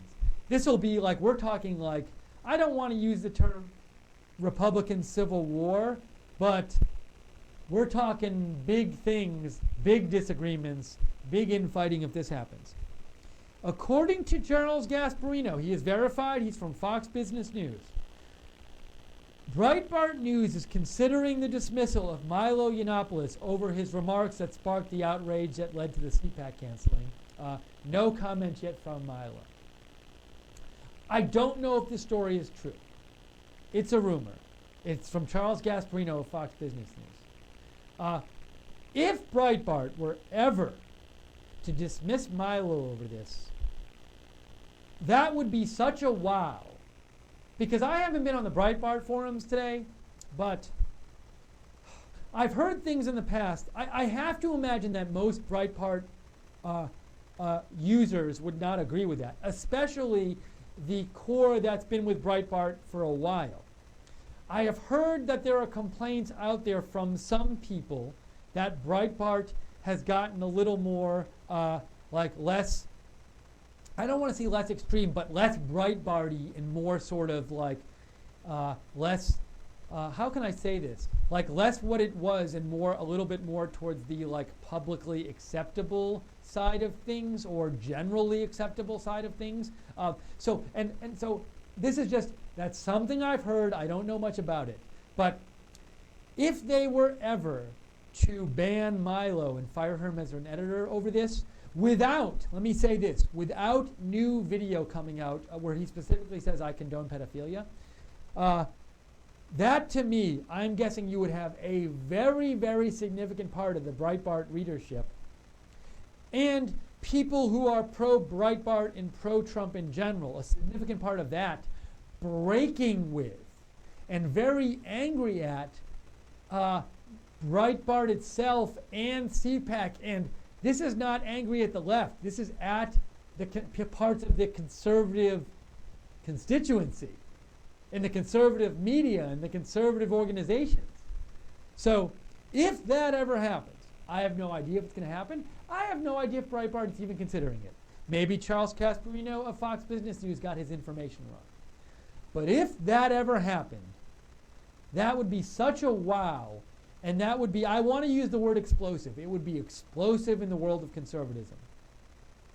Because it seemed, I mean, for various reasons. Okay, let me just get back to you. So thank you so much. I really appreciate when you guys help us cover the breaking news here. And I appreciate that again that was from James. And James is the one who sent me on Twitter that link. And that was a pretty wow tweet. And that was James P. Speaker on Twitter. So thank you, James, for that. If you want to reach me, we're covering the breaking news that CPAC has pulled their invite to Milo Yiannopoulos. I was looking forward to this speech. I think a lot of you probably were. Even if you don't agree with Milo, I bet a lot of people were looking forward to the speech. He was going to give the keynote speech at CPAC. And CPAC is later this week. It's Wednesday through Saturday. We will be covering it here in Right Side. A lot of live streams for you. But CPAC was going to have him be the keynote speaker, and they pulled their invite to him today. They pulled it. They rescinded it.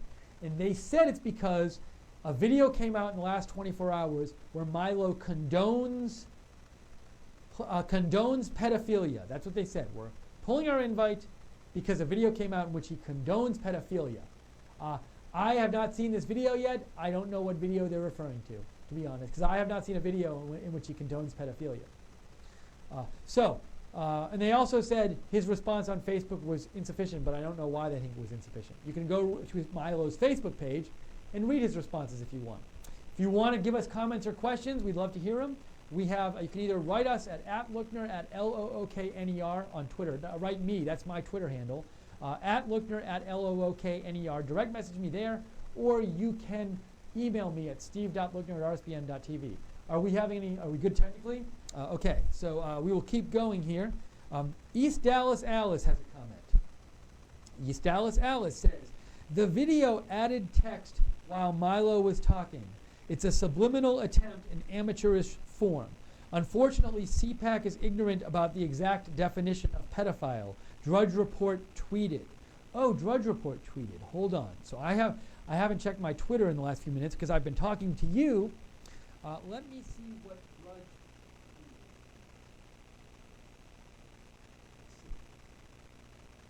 tweeted. And can I ask in a second, Jake, while you're in the room, I have a question for you out there. I'm going to need to take like a minute break. Do either you and Michael want to come on for a minute, or do you want to put us on? Okay, because you guys are busy out there. So in a minute we might put it, but do we have a sign ready that says breaking news, we'll be right back? Okay, so if I have to take a break in a minute, I will let you know and we will come right back after that, but we're not taking a break yet. So I'm going to, I heard Drudge Report might have tweeted, but I didn't see this yet. So let me look. Let me look at my Twitter feed in general. Sorry, guys, I'm just checking this out.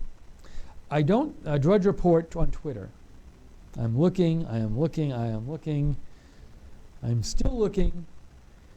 They tweeted out, it looks like the Drudge Report tweeted out the Facebook response of Milo, but I don't see anything else there. But thank you for the heads up that they were tweeting about this. Let's see what else we get on Twitter. All right, I'm looking for your comments. Let's go back to more of your comments here. Gossamer writes in, probably the correct decision from CPAC. That's Gossamer's view. Milo is a very hot potato. Any discussion of child sex or pedophilia is fraught with risk of misunderstanding. They can do without such hassle, sadly. So Gossamer, so let me say, I understand where you're coming from, because you're saying, look, we want, the people at CPAC and people who support CPAC want CPAC to be widely viewed. They see CPAC as this way to get conservative views out there. And there's the thought, and it seems like a thought you have, Gossamer, you know, if this whole Milo thing is fairly or unfairly is hanging over CPAC, then that becomes a story, and maybe it overcomes, maybe it what am I saying? It drowns out all the other stuff coming from CPAC, and maybe CPAC feels, you know, we want to get our message out, and if Milo is speaking, we won't be able to get our message out. Now, I'll say this, Gossamer. So I understand that view that you put out there. I will say this. If that's what CPAC thinks, here's what CPAC should do. This is what CPAC should do. They should have, and not a tweet, they should have somebody from CPAC, from the ACU, should do a press conference this morning. And that's what they should do. And they should ask Milo to be in the press conference if they want. But they should say, look, we're very sorry about this. A video came out, and lots of people are criticizing Milo about it, and they're saying that Milo condoned pedophilia in the video. We see no evidence of that, and they're charging him with all these stuff.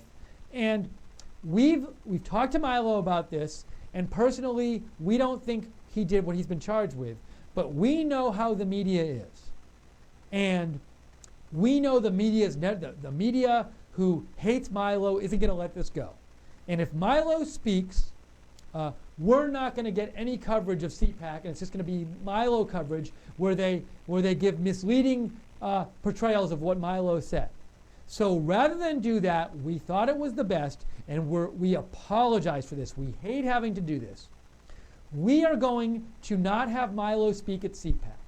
Instead, we are planning for next week an ACU event where Milo gets to speak, and we will let him speak for as long as he wants, and we will live stream it. And we will sponsor this event, and it's not going to be at CPAC, but it'll be a whole other speech where Milo gets to say what he wants. And we're not distancing ourselves from Milo, and we wish we could have him speak, and that's why we chose him as the keynote speaker.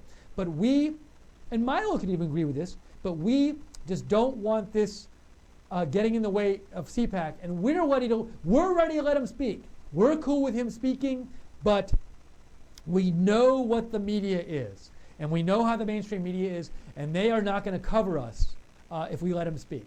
And unfortunately, that's just the way the media is right now. So we here at CPAC, we've decided to move his speech to a later date, to a sponsored event. Now they could have said something like this. So that to me, if they really thought that the coverage of Milo was going to overtake the whole CPAC and not let the message get out, that's what they could have done. They could have said, they could have just been honest about it, and they could have offered Milo another chance to speak at some other event. And you know what? If they did that, I would be like, you know what? They're honest about it. And I see why, and you might disagree with it, but they're honest about it. But they did not do that if that's what they thought. They came out and said, we're rescinding the invite to Milo because a video came out in the last 24 hours where he condoned pedophilia. They didn't even say where he appeared to condone pedophilia. They said a video came out in the last 24 hours where Milo condoned pedophilia. Now, I have seen no evidence of this video yet. I'm waiting. I hope they have it, because I really hope they didn't either come out with a fake reason for rescinding Milo's invitation, or heard something and didn't bother to fact check it. But I haven't seen the video yet where he condones pedophilia. And he gives, now there are some things he says in the video, but he gives explanations of those things he said and what he was saying in his Facebook response. Now they say his Facebook response was insufficient, but they don't say why. So Gossamer, I understand your point about how they could have had practical reasons to not want Milo to speak, but then if that was the reason they didn't want Milo to speak, just be honest with everyone. Don't make up a false reason about some video where he condones pedophilia. Just come out with the real reason if that's the real reason. I don't see why they shouldn't. They're being as fake as anyone else is if they're going to come up with a fake reason that they think he shouldn't be able to speak. Oh, and I just want to say, Micah or Jake, the door's a little open a little bit. Is there a way to close it? Because I'm getting a little bleed from out there. Sorry about that. They will close it if they can. If not, it's not a big deal. Thank you very much. Appreciate it. Dan says, yes, it's the Joe Rogan video, 220 11 through 228. So I will later watch that. But if anybody out there wants to watch it, and tell me what I would, for right now, the best thing while I'm on the air is if somebody could say, hey, at this video, at time code X, he says words Y. Then I could check it without stopping the whole broadcast. Otherwise, I sort of have to keep going here. So I will watch the video later. But no one sent me anything yet which specific or that I've seen that specifically says these are the words he said, and in these words you can clearly see that he is condoning pedophilia.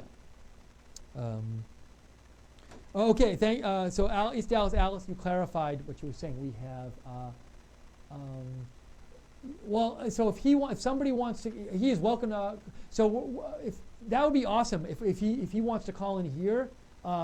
If somebody maybe want to reach out and see if that'd be awesome. Thank you. So just so you know, we are reaching out to Milo. This just in. We're going to reach out to Milo and see if he wants to talk to us, which would be awesome. I don't know if we're going to be able to reach him. I don't know if he's in a mood to speak to us right now, but we are trying to get him. Obviously, that would be great if he wanted to come on and clarify things. Look, I think if you want to, first of all, if you want to know what Milo has to say, go to his Facebook page. He has given 2 sizable responses to this whole situation. You should read them to see what he speaks, what he says. We read both of them earlier. But of course, we would love to. He's welcome to come on our network anytime. But just so you know, we are reaching out to him. So that's awesome that we're reaching out to him. If we get him, we'll let you know. Let's see here. I'm going with. So I'm reading some more of your comments. If you want to write in. Let me, real quick, hey, somebody out there, I want to just take a 1-minute break. Micah or Jake, do you want to either come in here or put up this 1-minute break sign where we'll be right back? And let me know we're doing that when we do it, and I'll let those people out now. Because we've been on for a little while, so I just need a 1-minute break, and I'm going to come right back. We're not going anywhere. We're going to continue to cover this.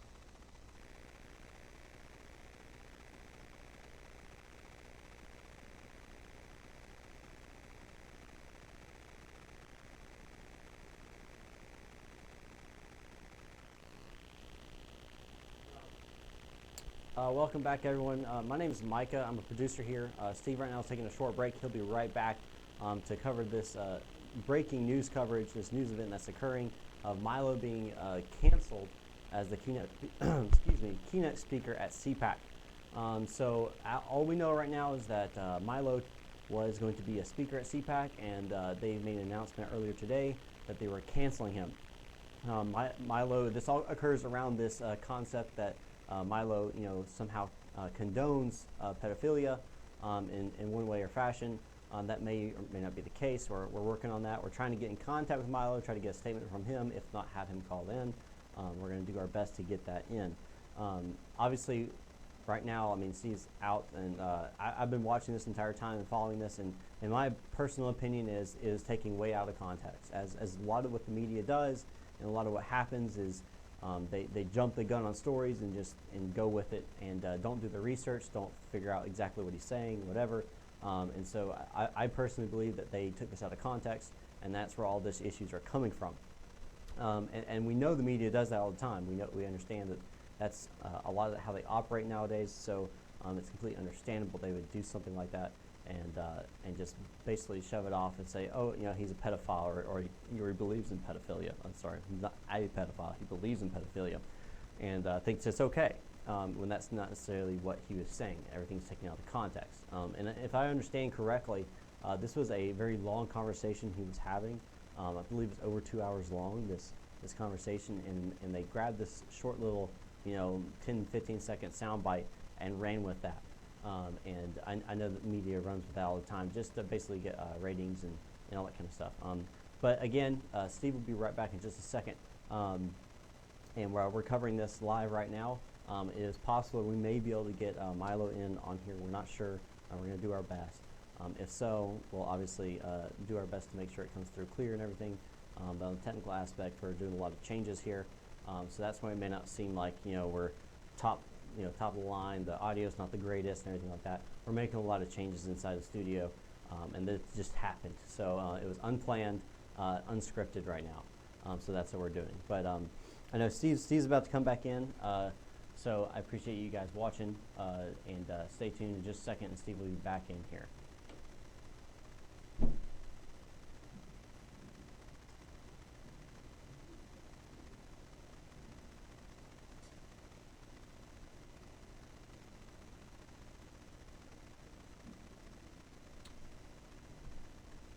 Just a second. Just hold on a second. Yep.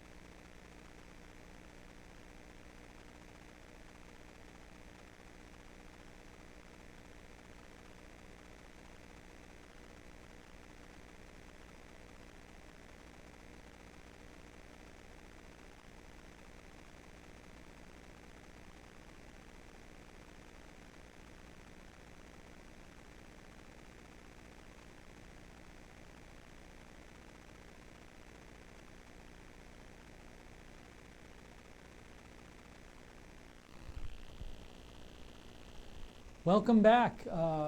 Thanks for sticking with us. Thank you to Micah for coming in and letting me have a minute break there. So we are covering the breaking news. I think, and we think this is really big news here. Here at Right Side, we think this is big news.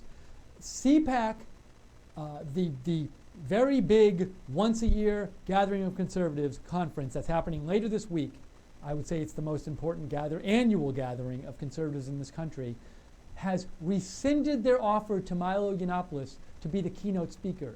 They will not let him speak at all at CPAC. And they did it today, a couple hours ago. The official reason they gave, which came from Matt Schlapp, the head of the ACU, which puts on CPAC, the official reason they gave is that Milo Yiannopoulos, a video surfaced in the last 24 hours in which Milo, according to CPAC, in which Milo condoned pedophilia. And also Milo's response to this video, according to CPAC, was insufficient. So that's why CPAC said they rescinded the offer to speak to Milo, is that a video came out in the last 24 hours in which Milo condoned pedophilia, and Milo's response on Facebook was insufficient. As we've said before, and as I was saying earlier, here at Right Side and me personally, I have seen no evidence yet of this video in which he condones pedophilia. I have seen of clips of a video which supposedly is the video people are referring to, but in that video, I have seen nothing in which he condones pedophilia. There are parts of that video where he talks about a younger person having a relationship with an older person. For example, like a 16-year-old having a relationship with an older person. But that's not pedophilia, as Milo has said, because the definition of pedophilia, according to both Milo and Wikipedia, you can go look it up, is pedophilia is a sexual attraction to someone who's prepubescent.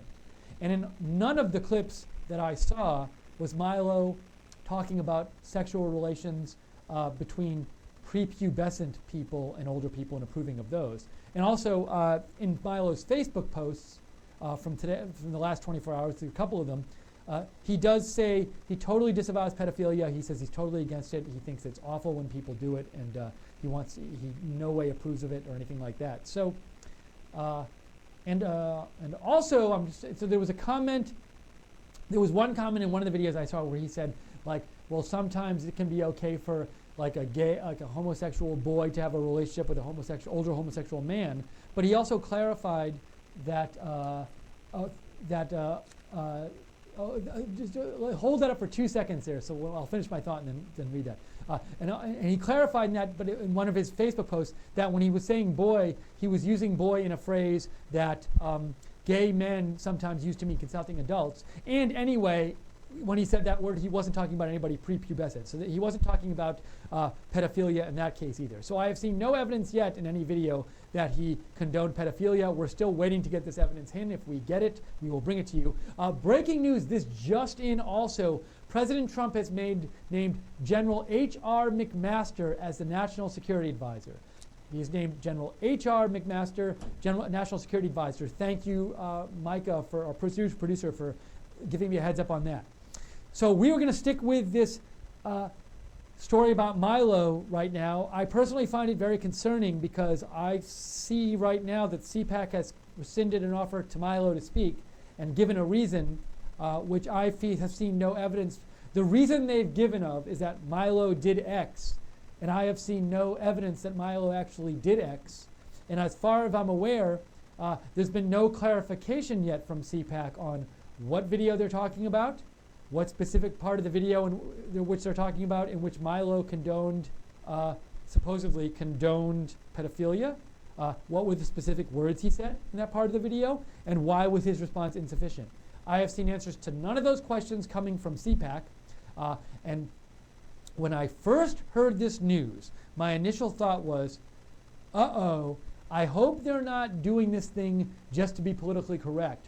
Or I hope they're not doing this thing that you see done to Milo by people on the left, where they try to shut him down based on this complete misunderstanding of what he actually says. And I'm hoping that's not the case. And I'm still hoping that's not the case. And I'm not hoping this for Milo's sake. I hope it doesn't turn out that CPAC banned Milo under false pretenses. But I've seen nothing yet to show me that what they said about Milo was true, and that the reason they gave for rescinding his invite had any legitimacy whatsoever. I've seen nothing. So we also, while we're covering this breaking news, would love to get your feedback. Part of what we do here is we love to give you a voice and let you say what you think. And look, if you totally support CPAC, what they did, we heard from one or two people who said that before already. Feel free to write in. We know there's different views about there. We're not here to enforce a view on you. We want to just we want to let you share your view with others, whatever it is. So feel free to write to me. The two ways to do that are go to Twitter. My Twitter handle is @Lookner, @LOOKNER, and you can direct message me there, and I'll get it here. You can also follow me if you'd like, and I'll tell you in the future when we're coming on with breaking news. Or you can go to my email. Email me at steve.lookner@rsbn.tv. Send me comments. Send me questions if you want. People have also been really good. We like to use you to help us cover breaking news here. So if you find a particularly interesting link or tweet or some piece of news relevant to this, let me know about it. So let me go back here I want to get you caught up on I want to catch up on some of your comments. Let's see here. Okay, so East Dallas Alice says, check out CNN Jake Tapper tweets about Milo, disgraceful. Now, East Dallas Alice, I hope you're saying check out his recent tweets, and that you don't expect me to go through his whole feed right now on Twitter and look through. So I'm assuming you're saying, hey, Jake Tapper tweeted out something recently about him. Let's see. Let's see. So Jake Tapper, 40 minutes. Okay, here we go. This is Jake Tapper. Now, and I haven't been, because I've been reporting this, I haven't been following my Twitter feed. So I do subscribe to Jake Tapper on my Twitter. And oh, really? Okay, cool. I will hold it up if that happens. All right. And hold on one second, guys. So I think I'm going to be getting a call here. So I'll let you know when that happens here. That we will bring you if we get this call. So for now, though, Jake Tapper tweeted out 44 minutes ago, any defense that attacks pedophilia but defends pederasty is still vile. So he says, he seems to be accusing Milo in this tweet of saying it's okay to have sex with a pubescent child, and he thinks Milo is saying that. So there's a disagreement with Milo, because Milo in his video talks about his own case, and he said in his own, I know one thing he says is in his own case, he thought, I saw a quote from him where he said, I could have given consent under 16, and he thinks that in his case was okay, and he thinks there could, in theory, be other cases like him where it's okay to do that. Jake Tapper disagrees with that. So, but now I just want to point out, though, this disagreement is not part of the CPAC disagreement. That's a different disagreement about what something Milo said. We're not for right now.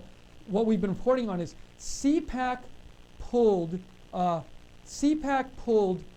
invite to Milo because, according to CPAC, Milo condoned pedophilia, and pedophilia is the sexual attraction to somebody who's prepubescent. So now, if CPAC had a problem with something else Milo said, and that's why they don't want him to speak, well, then they should change their statement and say, well, this is what we were upset about.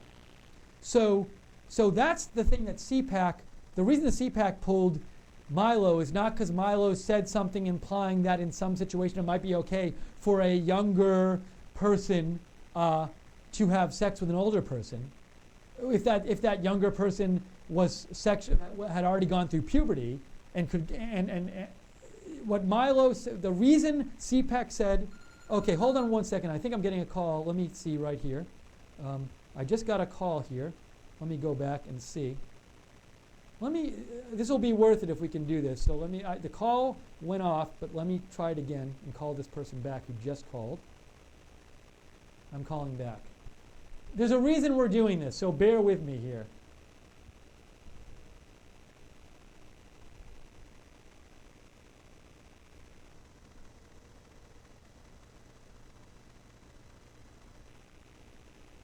Bear with me. We're supposed to get a call relevant to the story. So I just got a call, but it rang once and we weren't able to connect, so I'm calling the number back.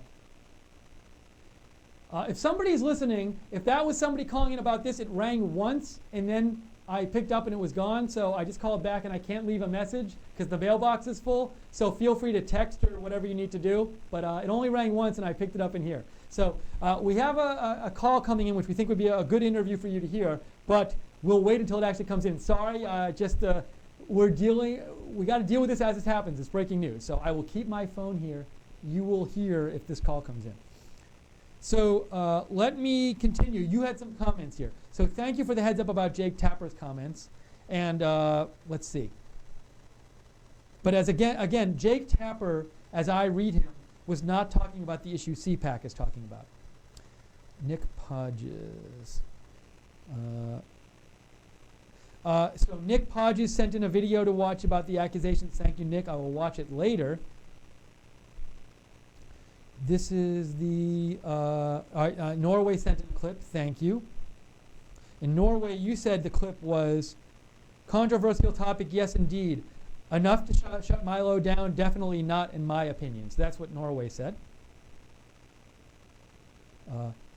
April Brinker says, the most important thing Milo said was that, this is from April Brinker, the most important thing Milo said was that he was the victim of clerical abuse as a teen.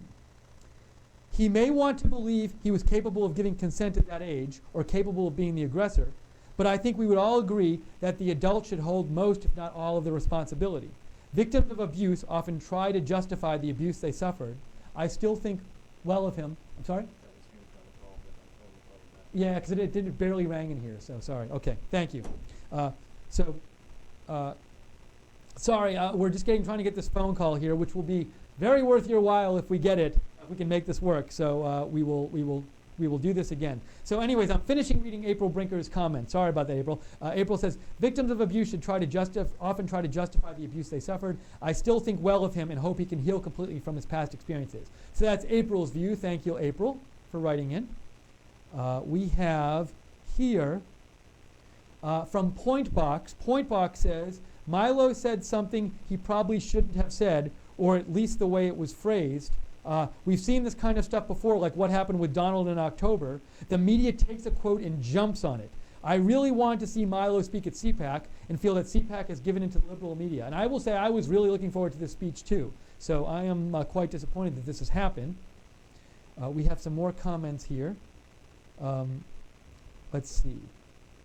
Westy AK says, I am sure the left wants a piece of this Milo CPAC issue to use for their agendas, but they are in dire straits. On one hand, they hate Milo because they do not embrace. Sorry, I'm getting a word in here. Yeah, I'm getting a few, so you can give them the office number if you'd like to, and I can put them on speaker. But I'm getting a signal in here, so I apologize. So, guys, I wouldn't be doing this with the phone unless it was worth your while. Trust me. So we're trying to get a phone call in here, phone interview. If we can get it relevant to the story, we will bring it right on to you. And we're doing this on the fly here. So if we can do it, you will be grateful and you will appreciate that we went through the trouble to do this. So anyways, but continuing on, I have two phones now. Just be ready. Okay, I have two phones here. For this phone call, if we get it, that will be really good for us to take here. So I will be sitting here with my two phones in my hand waiting for this call. So let me continue with the comments. Westy AK says, I am sure the left wants a piece of this Milo CPAC issue to use for their agendas. But they are in dire straits. On one hand, they hate Milo because he does not embrace their positions. On the other hand, they want to call CPAC a bunch of homophobic deplorables. They say, oh my God, what are we going to do? So that is Westy AK's view. Thank you, Westy AK. A bunch more comments here I want to get to. Let's see. Noah says, CPAC equals GOP establishment who hate Trump, don't understand him, don't understand why he won, still fight him. And that's Noah's theory, and I've heard this theory. Some other people are saying that they think CPAC is actually a big never Trump contingent in there, and they think this might be related to this. And also Noah says, CPAC believes in and propagates fake news. Milo should be keynote speaker. People under 40 love Milo. And that's from @Noah the Rockstar. And that's an interesting point too. So You might say, everybody's always talking about trying to get the younger vote, and I do agree that there's a lot of younger people. I mean, we always hear about the people at colleges who don't like Milo, but I think there's a lot of younger people who actually are very interested in Milo and interested in what he has to say and interested in him in a way and follow him in a way they might not follow somebody older. Okay, let's see here. Hello. Hello. Hello, this is Steve Lookner from Right Side Broadcasting. Yes, Milo. We have Milo on the air. Milo, you were on the air live at Right Side Broadcasting. Hey, everyone, we got Milo on the air. Thankfully, we're so happy he called in. So, Milo, we've been covering this story. For a couple hours now. So, we would love to hear what you have to say about all this. And you are live on Right Side.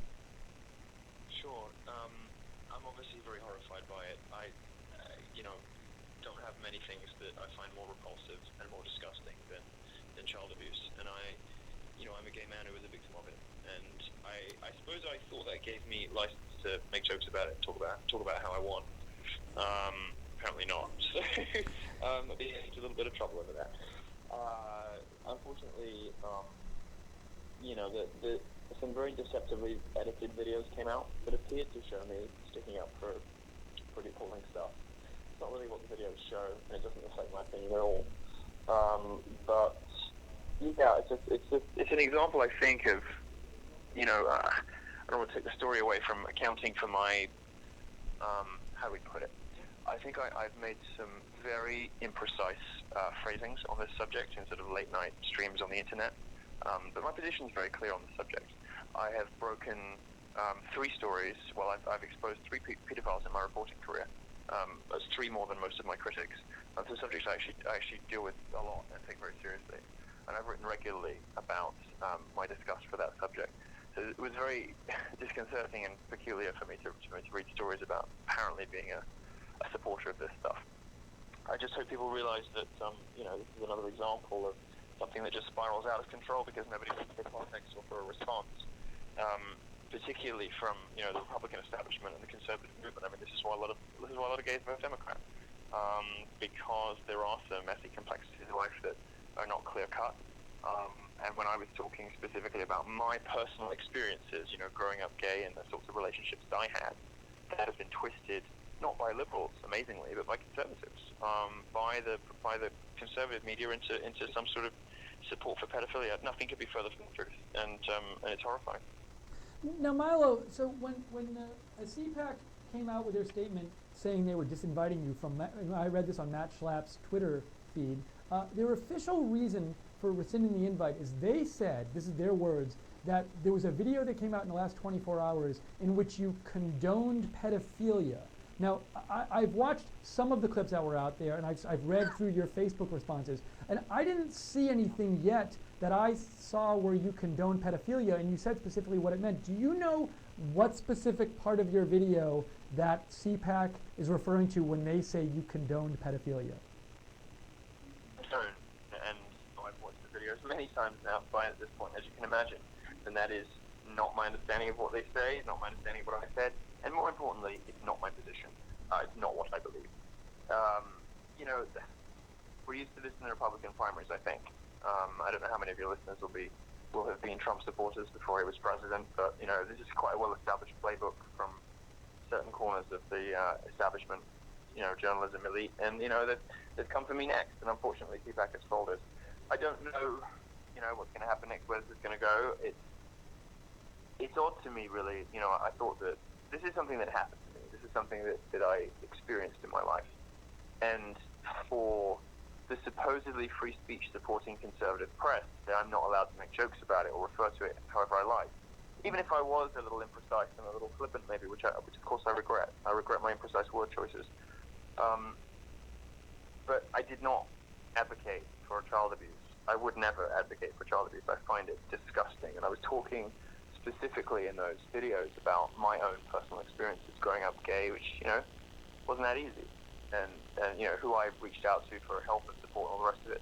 For the conservative media, which is supposedly all about free speech in the face of feminists and social justice warriors and Black Lives Matter activists, to say that somebody who has suffered this stuff cannot make jokes about it, cannot talk about it in the way they want to, really just shows them up for the partisan activists they are, I think. sorry to say that.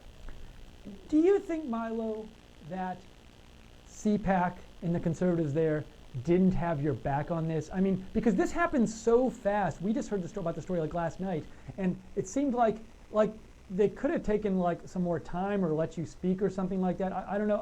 And maybe I'm wrong about this, but do you feel at all like that they didn't go out of their way? I mean, we've heard cases of the left where they twist something you say and they say he shouldn't speak or something like that. But this is the conservative political conference. I mean, are you surprised at all at how they acted? Well, I don't want to speculate about their motives, and I don't want to speculate. You know, I'm not really in a position to say whether they have my back or not. Obviously, they have a board, and the board voted. I can understand why they would want to just put a lid on it without having to sit down and watch it and make a decision about whether the reporting is fair or accurate or not. I happen to think it's disgraceful and dishonest, because it is. But you know, it does surprise me that the conservative movement is like this, and the speed did surprise me. It's very obvious, you know, the dump of this thing, which has been out there in the wild and people have known about it for a year, is very obviously timed to coincide with my CPAC speech and off the back of me doing Bill Maher last weekend. There are some people, I think, who are very upset about me getting so popular. There are some people who hate Trump, hate me, and will do anything possible to keep us out of their movement. And I think that some of those people have you know, been on maneuvers. And so to clarify, Milo, this interview that was out there, it was done before yesterday, but do you believe it was intentionally dumped like in the last day or two? Cool. I think it's so suspicious, isn't it? You know, this has been out there for a year. I mean, these are all interviews a year and a half ago before I realized I was going to be famous, you know? Not to say that excuses anything I said. I used very sloppy language, and if I did it again, I would be much, much more careful with the language that I used. But, you know, of course it's obvious what's happening. You know, they've been sitting on this to drop it at the most damaging possible moment. The problem is it's just not true. Milo, we saw a report from a Fox Business News reporter earlier today on Twitter where he claimed that Breitbart was considering not having you be an editor there anymore. I just wanted to give you a chance to respond to that. Have you heard that at all? Do you have any comment on that? No, I mean, people speculate in that way all the time about all sorts of things. You know, I haven't heard that. I've got no reason to think that. So I'm not. You know, as and when I hear from the bosses, I'll have something to say on that. Okay. And how about people who might say, there might be people out there who say, look, we believe Milo that he never condoned pedophilia, and as you said, you know, on your Facebook post, you said, like, you know, pedophilia is an attraction to people who are prepubescent, and I was clearly not talking about that. But there might be people who don't think you, like the CPAC said, don't think you condone pedophilia, but they might say, but, you know, he seemed to say something that suggested that, like, people who are pubescent, but they might be, you know, 14 or 15 or 16, could have a legitimate, okay relationship with somebody much older than them, a sexual relationship. And some people might say that makes me feel uncomfortable. Like, what would you say to those people? That would be fine if I said any of those things, that, you know, as a sort of general rule. But what I specifically said was that I thought the age of consent was about right. I wasn't advocating for, you know, widespread lowering of, you know, acceptable social or legal standards. What I did say was that for some young gay people growing up, there are relationships in their life, and I was talking about myself specifically, about a relationship that I was in when I was 17 and the guy was 29, which is legal because the age of consent is 16 in England. In my mother's native Germany, it's 14. You know, it's 16 in the UK, and I had a relationship at 17 with somebody significantly older than me. I mean, 12 years, not quite generational, but significantly older. And the observation that I made was that many young gay men go through this sort of mentor-mentee, you know, first relationship where, you know, they're able to find someone to look out for them, someone who has their back, somebody who can kind of, you know, safely induct them into gay culture and gay life when they have very unfriendly, unaccommodating, and hostile home lives, for instance. So that was what I was talking about specifically. There's a number going around, sort of, there's an allegation that I was looking for sex with kids 13. It's simply not true. The 13 number, I was talking about myself, which is like the age I lost my virginity. I will note that the first video that came out is very heavily edited. It was edited not only to make me look anti-Semitic by removing references to myself as a Jew and merely using, a sort of satirical statement that I said, Jews run the banks. What I was actually talking about is, the fact that we're all overrepresented in various industries. We are overrepresented in various industries. But much, much worse than that, there was an edit of a section of the film that said, I find these new rules arbitrary and oppressive. And I was specifically talking about affirmative consent on college campuses in California. And they edited that and put it next to a statement about 13-year-olds to make it look like I was advocating for relaxation of consent for 13-year-olds. That is simply not true. Do you think there are people in CPAC who were annoyed from the start that they invited you and were like waiting for a chance to try to get your invite rescinded? I don't want to speculate about internal motives that I don't have any clue about, but I'm sure that's the case. I know that CPAC has a lot of people in it who were very hostile to Trump. I mean, last year I think they were planning a Trump walkout. In the end, the president didn't go.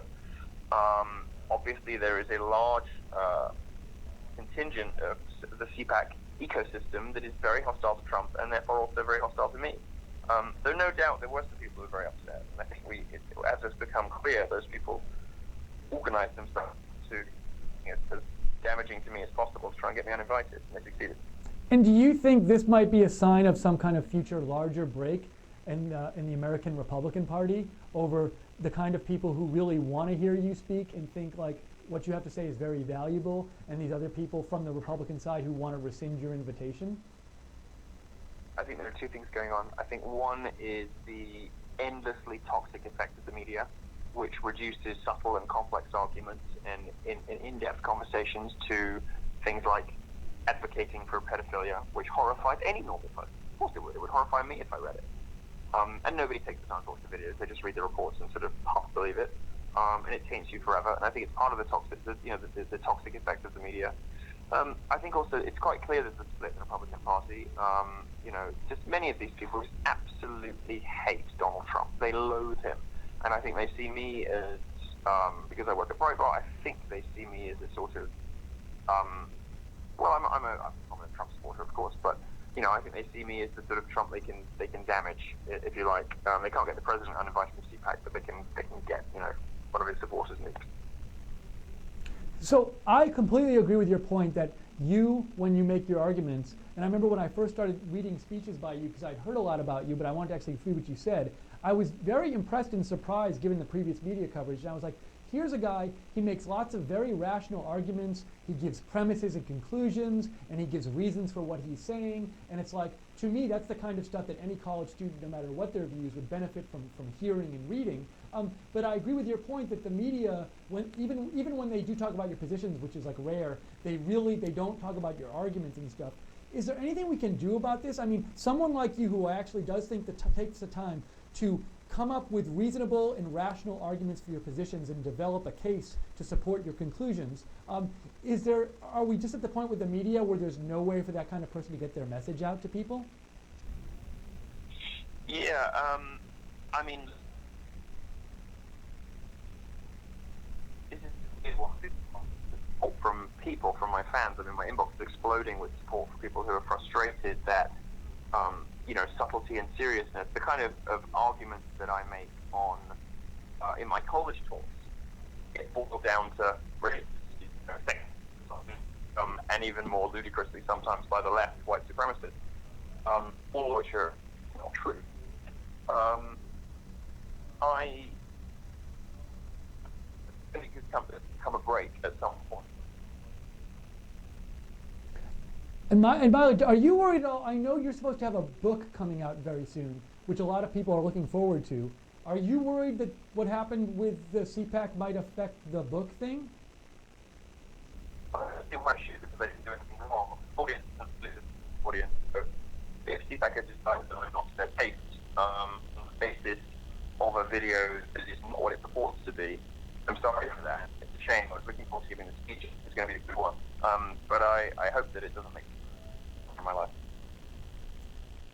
And I just want to make sure that we really appreciate you talking because we know you're a busy person, so I don't want to take up too much of your time. Is there anything in general I think a lot of people out there maybe watching this haven't yet seen your Facebook posts from today, which we tell them to go watch. But is there anything you just want to sort of say in general to people out there who haven't been following this morning and maybe heard on the news this was happening and went on the internet and now they see you're speaking about this? Anything you'd like to say to them directly about the situation?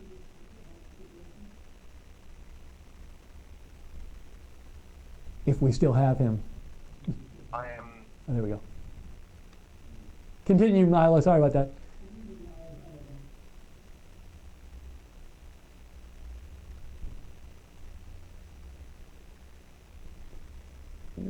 We were losing him for a second. We might have lost him. Let's see. We'll wait a second. Oh, we did lose him. So if he calls back, we'll let you know. So first of all, we thank Milo so much for calling in. As you just heard, he called in here on Right Side and he told us his side of the story. He said a number of really interesting things.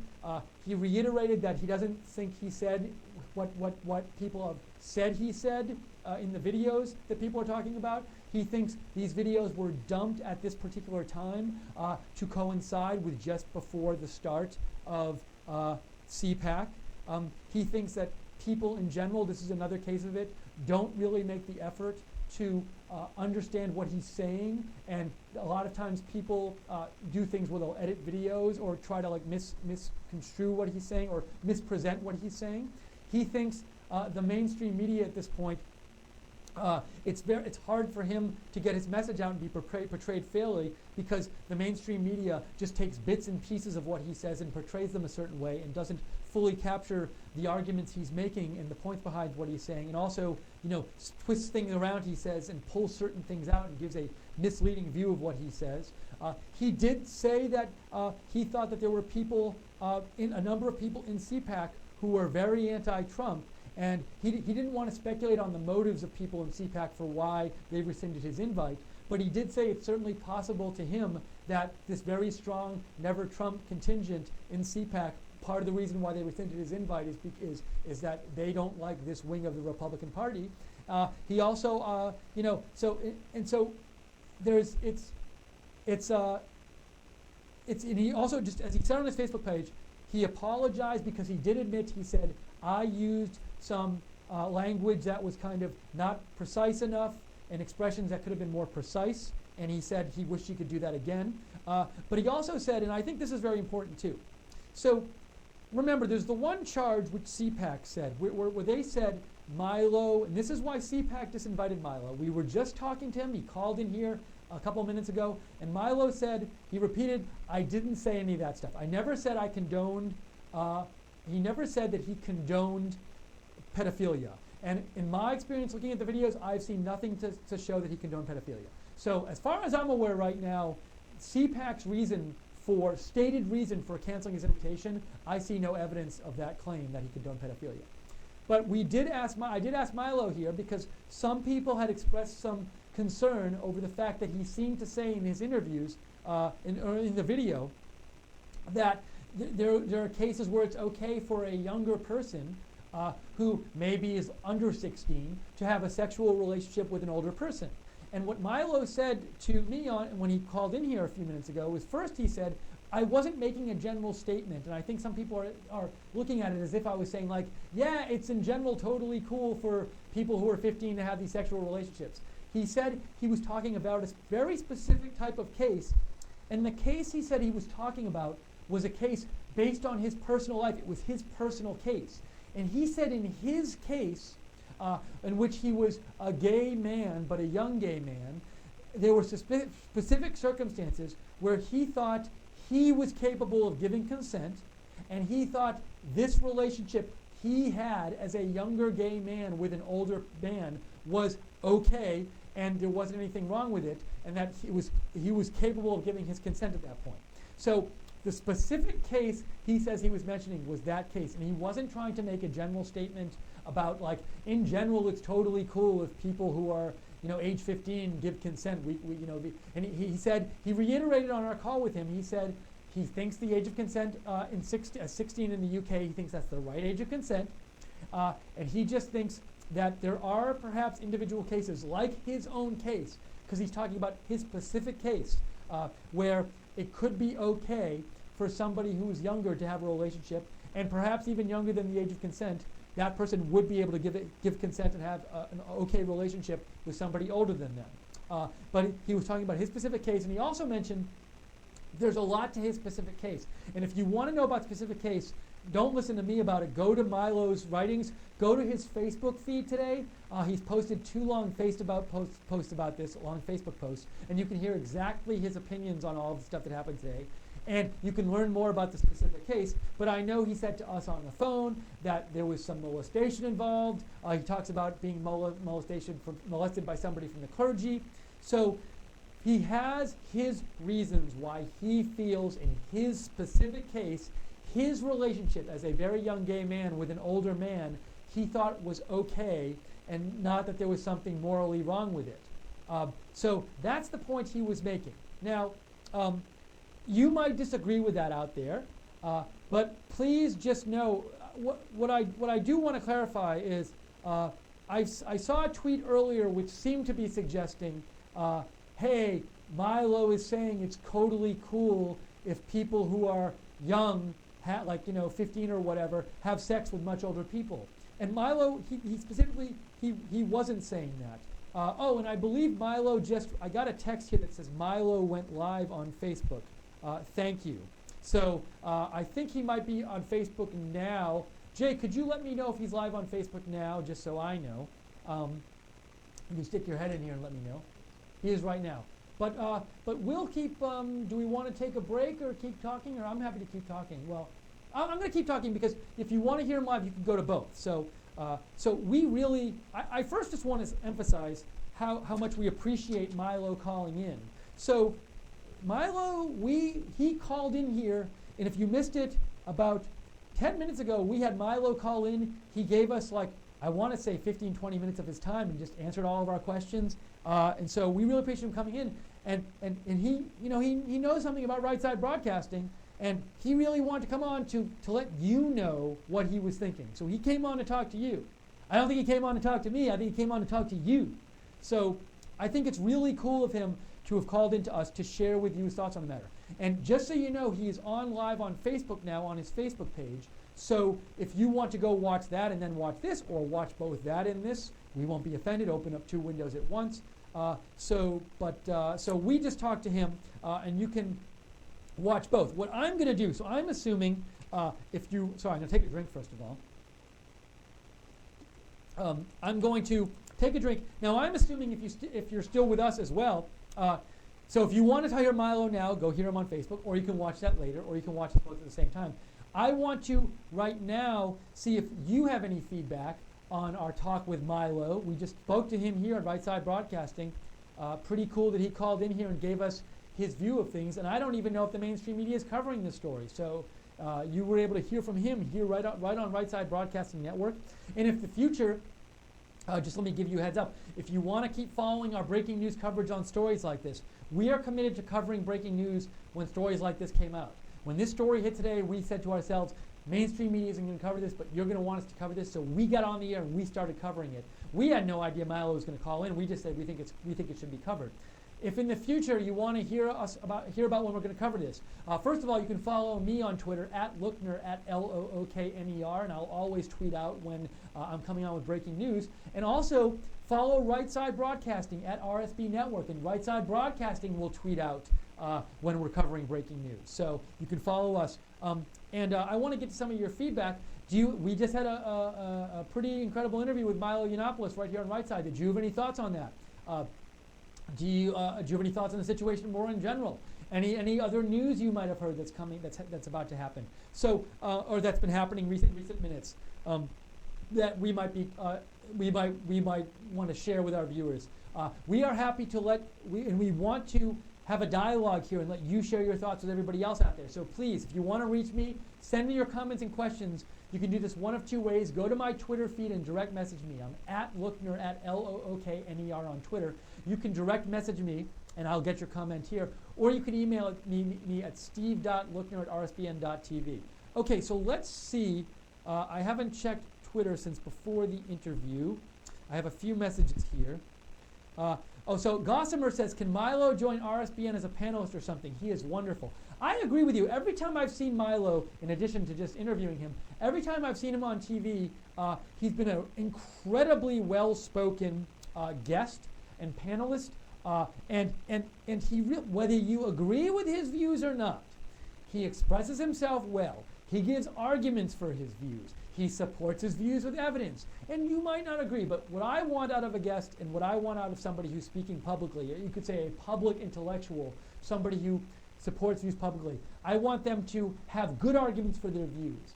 And there might be somebody on the left who says, like, hey, Hillary Clinton should have been president. I don't agree with that person, but I will respect that person. If that person has like a really good argument for their views, I want to hear that good argument. And if they can come on here and give a good argument, I might not agree with their conclusion, but I can respect their argument, and that puts the burden on me to figure out what's wrong with their argument. So on both sides, the people I think are the people who are the best to listen to, and the people who make for a better democracy are the people who come up with really good arguments for their positions, whatever the position is. And Milo is someone who I think he's well-spoken, and he supports his views really well, and you might disagree with him, but it'll be a challenge because he has arguments for his views, and he doesn't just come on there and say, I think this, and not support his views. And so I agree with you, Gossamer, about how Milo is, he's a very powerful speaker.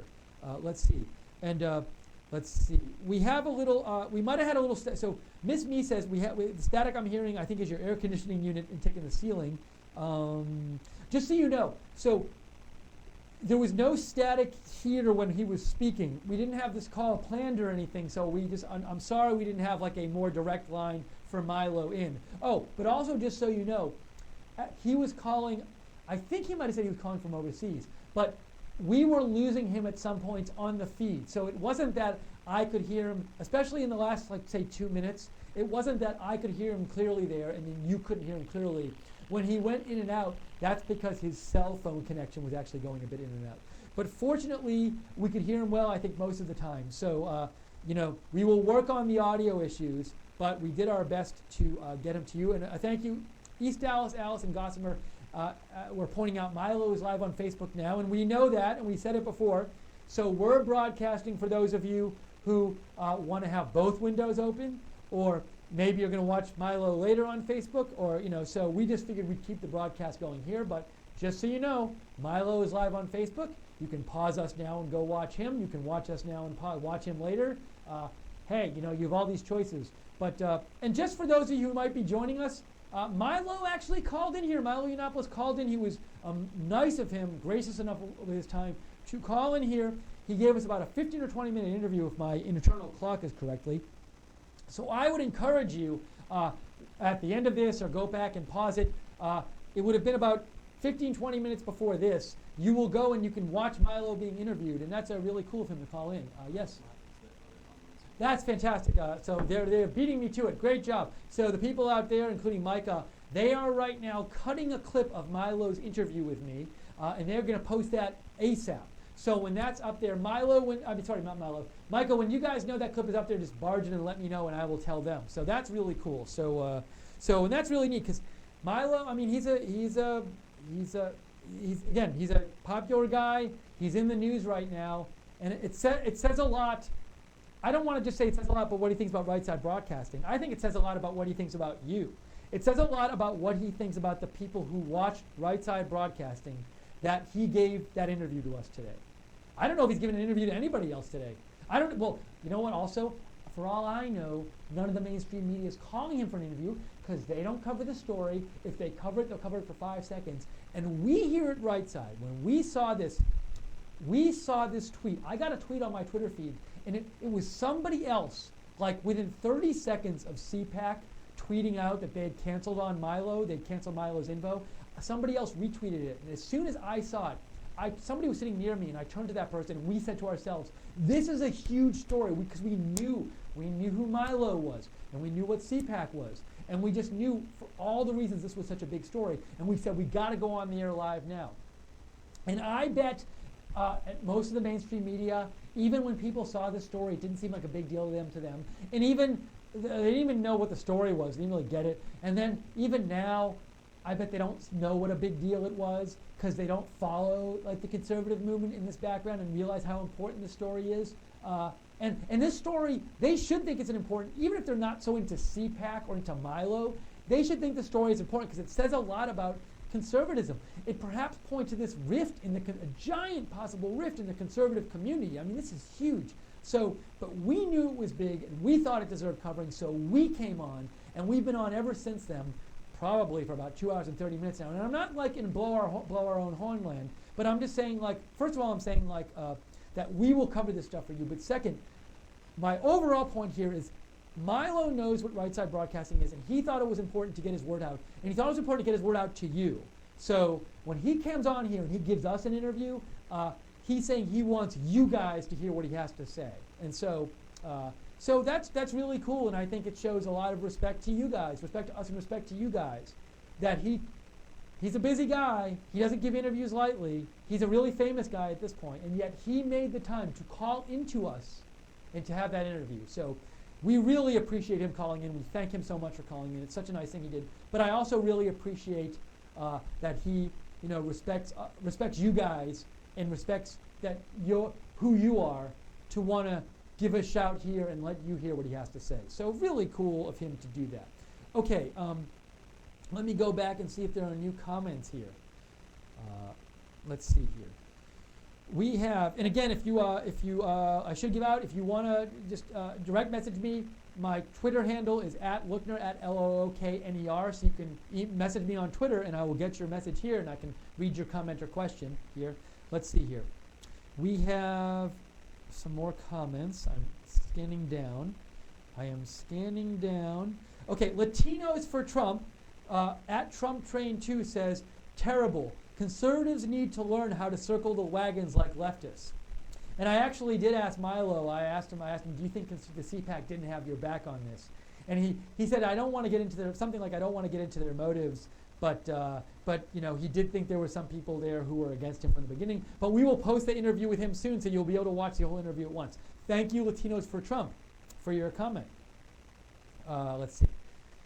This year's, let's see. The PC Stops Here says, this year's CPAC speakers looked like a game changer. Fantastic. Again, GOP and conservatives sabotage MAGA greatness.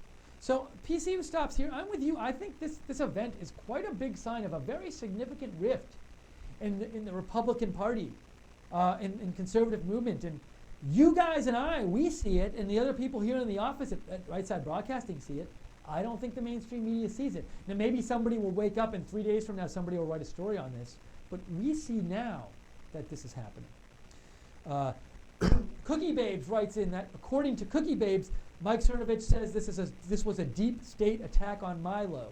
Interesting view. Now if he said this, so my understanding of deep state is more that it's like people who work for the government.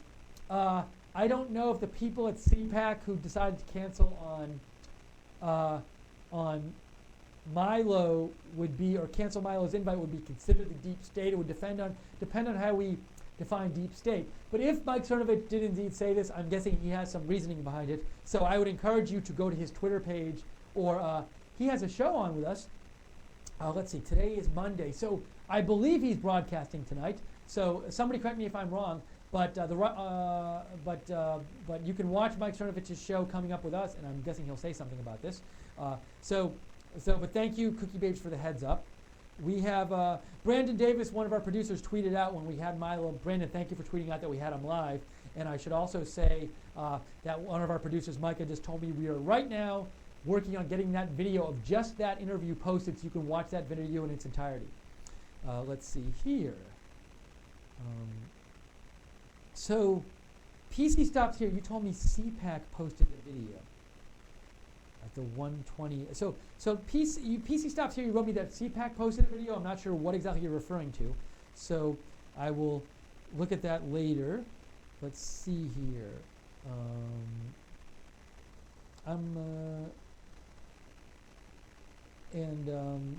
Sorry guys, I'm just going through my Twitter here. We have more tweets. Auntie Vodka says, thank you, Lookner, actual journalism. Well, thanks to Milo, because he called us and we called us in. We got some, I will say that you saw some actual journalism here at Right Side today, in case you missed it. Milo Yiannopoulos called in here about 20 minutes ago, gave us this big interview. We really appreciate it, and we are working on getting a clip of that up. You can, I don't know, so I will say, if you're watching this clip in reruns and archives, you can go back and watch it. If you're watching this clip live now, you might not be able to go back live and watch it right now and skip back. You will be able to, but I will say again, just in case you're wondering, we are working in the office outside there, getting the clip. I'm sorry? Oh, you can. So right now, if you want to watch the Milo interview, you can. I've been told by Micah that you should be able to go back in this stream and go back about, I'd say about 20 minutes now, and you'll see me interviewing Milo. You'll see me holding a phone up to my face. If I'm holding my phone up to my face, I'm interviewing Milo. So that's what to look for. But also, if you don't want to bother doing that, we are going to post the video very soon of Milo's interview with us. So that's very cool that he did that, and it was he let us ask any question we wanted. All right, hold on. I need a drink. I need a drink of water, not of alcohol. I want to hear more of your comments. So thank you, Auntie Vodka, for thanking us. Let's see. Sandy Beaches in MT 2017 writes in, at Lookner, I posted the national stats of age and consent for USA, and ages range from 13 Wyoming to 18. Thanks for having Milo Yiannopoulos on. You're welcome. So Sandy Beaches raises an interesting point. According to Sandy Beaches, she says that there's an age range of age of consent, and that some states have the age. She says Wyoming has the age of consent of 13. Let me look at that up. Wyoming age of consent. It's all right. So I'm seeing 16 years old for Wyoming age of consent. Now that's according to Legal Match, and I'm seeing other things here. So let me say this: if there's, I'm sorry. 16 for women, 18. Everywhere. In Wyoming. So Micah came in at 16 for women, 18 for male in Wyoming. So we have a correction. So we try to correct things when I can, but I should say, and I do appreciate people sending things in to me. So sometimes we don't have time to fact check everything. So when we read a comment and there's a fact in it, we don't think people are intentionally misleading you, but sometimes people make a mistake and people get facts wrong. So just know that when we read a comment, we would encourage you to do your own fact checking. We're not endorsing people. We want to read all your views and all your comments. So we're not endorsing people when we read them. We're sharing your views with all of the rest of you. So just know that if we read a comment, just know that we're sharing somebody else's views. It's not necessarily endorsing. And we're not going to, if we're reporting facts, we'll tell you that. But if we're saying somebody else says this, we will say who said this. So at least, Sandy, I appreciate your emailing in, your commenting in. It seems like the Wyoming one is 16 according to the information we have. If you have other information, feel free to let us know. But thank you, Sandy, for writing in. And I don't know about the other states. So, Sandy, you sent us a link. So I'm going to go back to that right now. But I will say, Sandy, if you want to post the link on your Twitter page, Sandy's Twitter page is at AngelNMT2012. So you could post it there and people could go on your page there. Yes. Oh, sorry? The clip is up. Okay. So, and Micah, before you go. So, Micah, where are you? So if they want this clip, so you said, Micah said, we have now posted the clip of just the interview of me and Milo, right, where I'm interviewing Milo. If they want that, should they go to the Right Side YouTube page? Is that where to go? Oh, and will Right Side tweet out? Okay, great. So Right Side is going to tweet out right now. So Right Side Broadcasting, hold on, I want to confirm this myself. If you want just the interview, Right Side Broadcasting, okay. So here we go. Right Side Broadcasting has now posted a clip on RSB Network. So if you go to RSB Network, you can go to there on Twitter, and there's a clip, and it says, exclusive interview with Milo Yiannopoulos, watch the clip now. So you can go do that, or you can rewind this video. Hold on, I'm just, while we're doing this, I'm going to retweet that. Hold on 1 second while I retweet that. Okay, so now you have the clip, and you have this. You can watch the clip and this at the same time. So I just want to let you know, if you want to get the video of Milo's interview with us, you can go to the Right Side Broadcasting Twitter at RSB Network, and they just tweeted out a link to it. Also, if you're watching this in archives and you're not near Twitter, you can always just go to Right Side Broadcasting's page on YouTube and find it there. Oh, very cool. Thank you guys for posting that. I really appreciate it that you got it up there so quickly. So awesome. All right. So let me get back. Let's take a step. Hold on. We need to take a step back. All this stuff has been going on. All right. So we're covering breaking news. We have been on for a few hours now covering this breaking news. The breaking news happened this morning when CPAC, which is the very important big annual conservative conference, announced that Milo Yiannopoulos had been uninvited from speaking there. They had invited Milo Yiannopoulos to be the keynote speaker at CPAC. CPAC starts in 2 days. It's Wednesday through Saturday. And they uninvited Milo. So, and they gave a reason for this morning. Their reasoning was that in the last 24 hours, a video surfaced in which Milo condoned pedophilia. Those were CPAC's words. They said a video surfaced in the last 24 hours in which Milo condoned pedophilia. And furthermore, Milo gave a response on Facebook, and CPAC said it's insufficient. Therefore, they're uninviting him. That was CPAC's reasoning. Subsequently, we here at Right Side, and myself personally, have been trying to figure out what is this video in which Milo condoned pedophilia. I personally, and no one here at Right Side, to my knowledge, has seen a video that's been presented to me, so certainly no one has presented a video to me, in which he condones pedophilia that I've seen that came out in the last 24 hours or came out at any other time. So I am still personally waiting on behalf of Right Side Broadcasting to get some kind of confirmation that there does actually exist a video in which Milo Yiannopoulos condones pedophilia. And remember, pedophilia is it's sexual attraction to somebody who's prepubescent, who hasn't gone through puberty yet. So subsequently, so I think at the very least, CPAC owes an explanation of what video they're talking about and which part of the video they're talking about in which Milo talks and what Milo specifically said in the video that they interpret as condoning pedophilia. And why Milo's response on Facebook was insufficient. And I've heard, so no response yet as far as I'm aware of from CPAC about that, and no clarification on their stated reason on why they uninvited Milo from speaking at CPAC. Also, Milo himself posted a couple things on Facebook. 16 hours ago, he posted an initial response to these discussions of criticisms of his supposed talk about pedophilia and his discussions on this video that came out. Then, I'd say an hour or two ago, he posted an updated response to the accusations. Then Milo called in here to Right Side Broadcasting, and I was holding up the phone right here, and Milo was nice enough and gracious enough to call here and let you guys all hear from him himself. So he called up so you could hear him speak, and he called, and we did about a 20-minute interview, between 10 and 20 minutes, I'm not sure. Maybe it was 10, I don't know. It's hard to use my clock, so 10 and 15, whatever.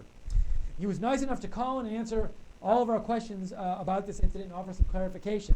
If you want to watch that video, you can go to Right Side Broadcasting's Twitter feed, which is at RSB Network, and we just sent out a tweet about this, so you can find a link to it there, or you can rewind this video, and you'll go to the part where I'm holding a phone like this, and that's where I'm talking to Milo. And I should mention my Twitter feed is at Lookner, if you'd like to follow me to know when we're doing future breaking news coverage, at LOOKNER. So we had CPAC, the storyline so far, the timeline today is CPAC says, Milo, you're uninvited. They uninvite Milo from speaking. They withdraw their invite. Milo offers a couple of responses on Facebook. Milo calls in here and does an interview. And then, after the interview with us, Milo went on Facebook Live to do his own live stream. As of a few minutes ago, he was still doing it. I'm not sure if he's still doing it, but he might be. But whether he's doing it or not, you can go to Milo Yiannopoulous' Facebook page and watch that stream there. You can do it all at once. You could read his 2 replies to this criticism and then watch his Facebook stream. So you can. He has been very forthcoming about giving his opinion on what's going on. But I would encourage you to watch our interview with him as well, my interview with him as well, because in my interview with him, he says, I would encourage you to watch and read all the different things, because he addresses certain topics that didn't come up in his Facebook posts. Like, for example, when I interviewed him, I asked him about if he thought there was some like organized movement against him at CPAC, and he had some thoughts about that. So he talked about different subjects. So if you want to get his full response to the events of today, I would read this Facebook post, watch my interview with Milo that we just did here a little while ago, and also watch his Facebook live stream. Okay, but I really want to, so you're caught up at least now on what's going on. This is a really big story to me. I should report another piece of news that came out, and Milo had no comment on this when I interviewed him, was that a Fox Business News reporter did tweet out earlier today that he had heard that Breitbart was considering whether to let Milo go as a Breitbart editor and no longer have him be an editor anymore. I have no confirmation of this. All I know was a Twitter post from a Fox Business News reporter. You can go back earlier in this broadcast and find out who that was. So let me. I want to get to some of your comments. So if you just joined us, we love to have your comments and read your comments and your questions and your thoughts on everything. If you want to comment, direct message me on Twitter at Lookner, at Lookner. Direct message me and I will get it here. Or email me at steve.lookner@rsbn.tv. Some people have sent me messages, and let's see here. Georgia sent me a message about the Milo headline on Breitbart. Okay, all right, so thank you, Georgia. So Georgia writes me, and Georgia says, hey, look at the Breitbart headline. So Breitbart right now, their headline right now is, if you go to Breitbart, it's a big picture of Milo, and it says, Milo, one gay Brit has done more for conservatism than 30 years of establishment conservatives.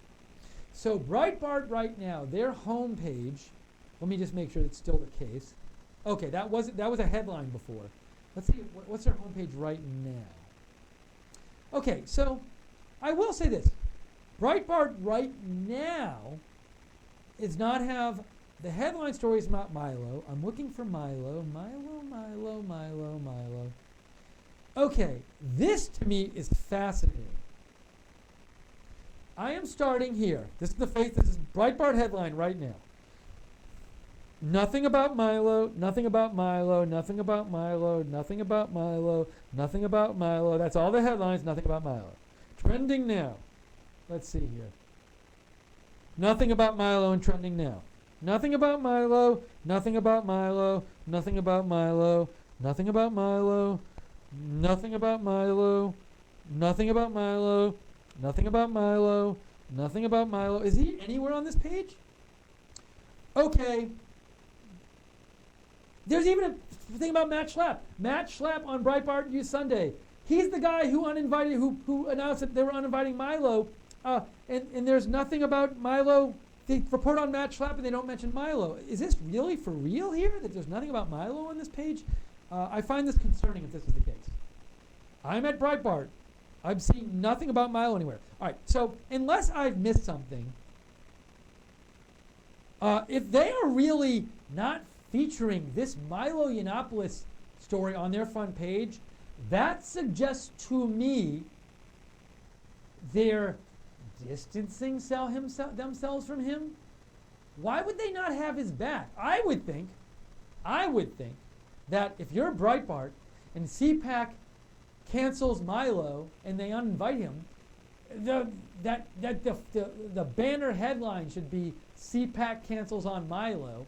Now you can make it very pro-Milo. You could say like gutless people at CPAC cancels on Milo. But you could even just say, you could even be more neutral about it and say CPAC cancels Milo. Because for their viewers, I mean, he's a Breitbart editor and this is CPAC. That's a giant story.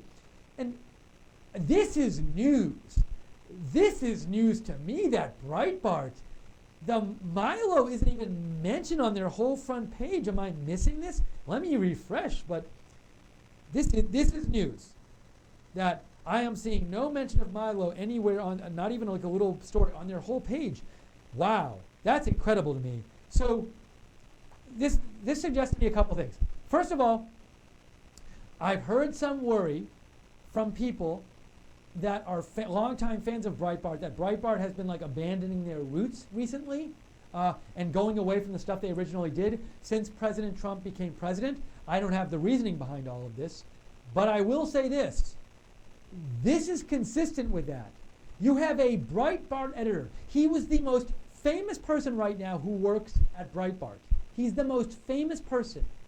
And he gets uninvited from CPAC keynote speaking, from being keynote speaker at CPAC. He's uninvited this morning.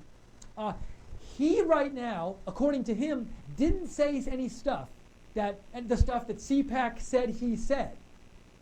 And not only is Breitbart not backing him, like you'd think Breitbart would have like a link and they'd say, here, if you want to hear Breitbart editor Milo's response to what CPAC said, click on here.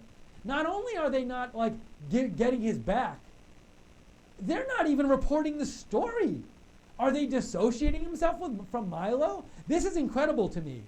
Hey, those people who supposedly cover press full-time on CNN and Fox, and those people who cover press, they better be covering about this right now, because this is a big press news story. And if you don't recognize this, your full-time job shouldn't be covering the press. Anyways, this is amazing to me. I am stunned. So now, I don't have any inside information, but I'll say this. Given that I've seen that on the Breitbart page, as far as my eye can see, they ain't covering this Milo story, and they certainly ain't having his back on this, I would not be surprised if that Fox Business News guy's tweet earlier that said Breitbart is considering letting Milo go, I wouldn't be surprised if it came out today or tomorrow that they do let him go. Because all I know is their editor was uninvited from CPAC, and they're not even reporting it as like a news story. Like, it'd be bad enough to me if they just said like, oh, Milo Yiannopoulos uninvited from CPAC. I mean, that's just that itself. Even if they wrote a story about it and they like didn't mention that he worked for Breitbart, which is crazy. But even if they wrote that story, at least they're covering it. I don't even see them covering it on their website. Like, it never happened. And you gotta wonder, why would they not cover this story? And my only thought, so in my background, I have some media background.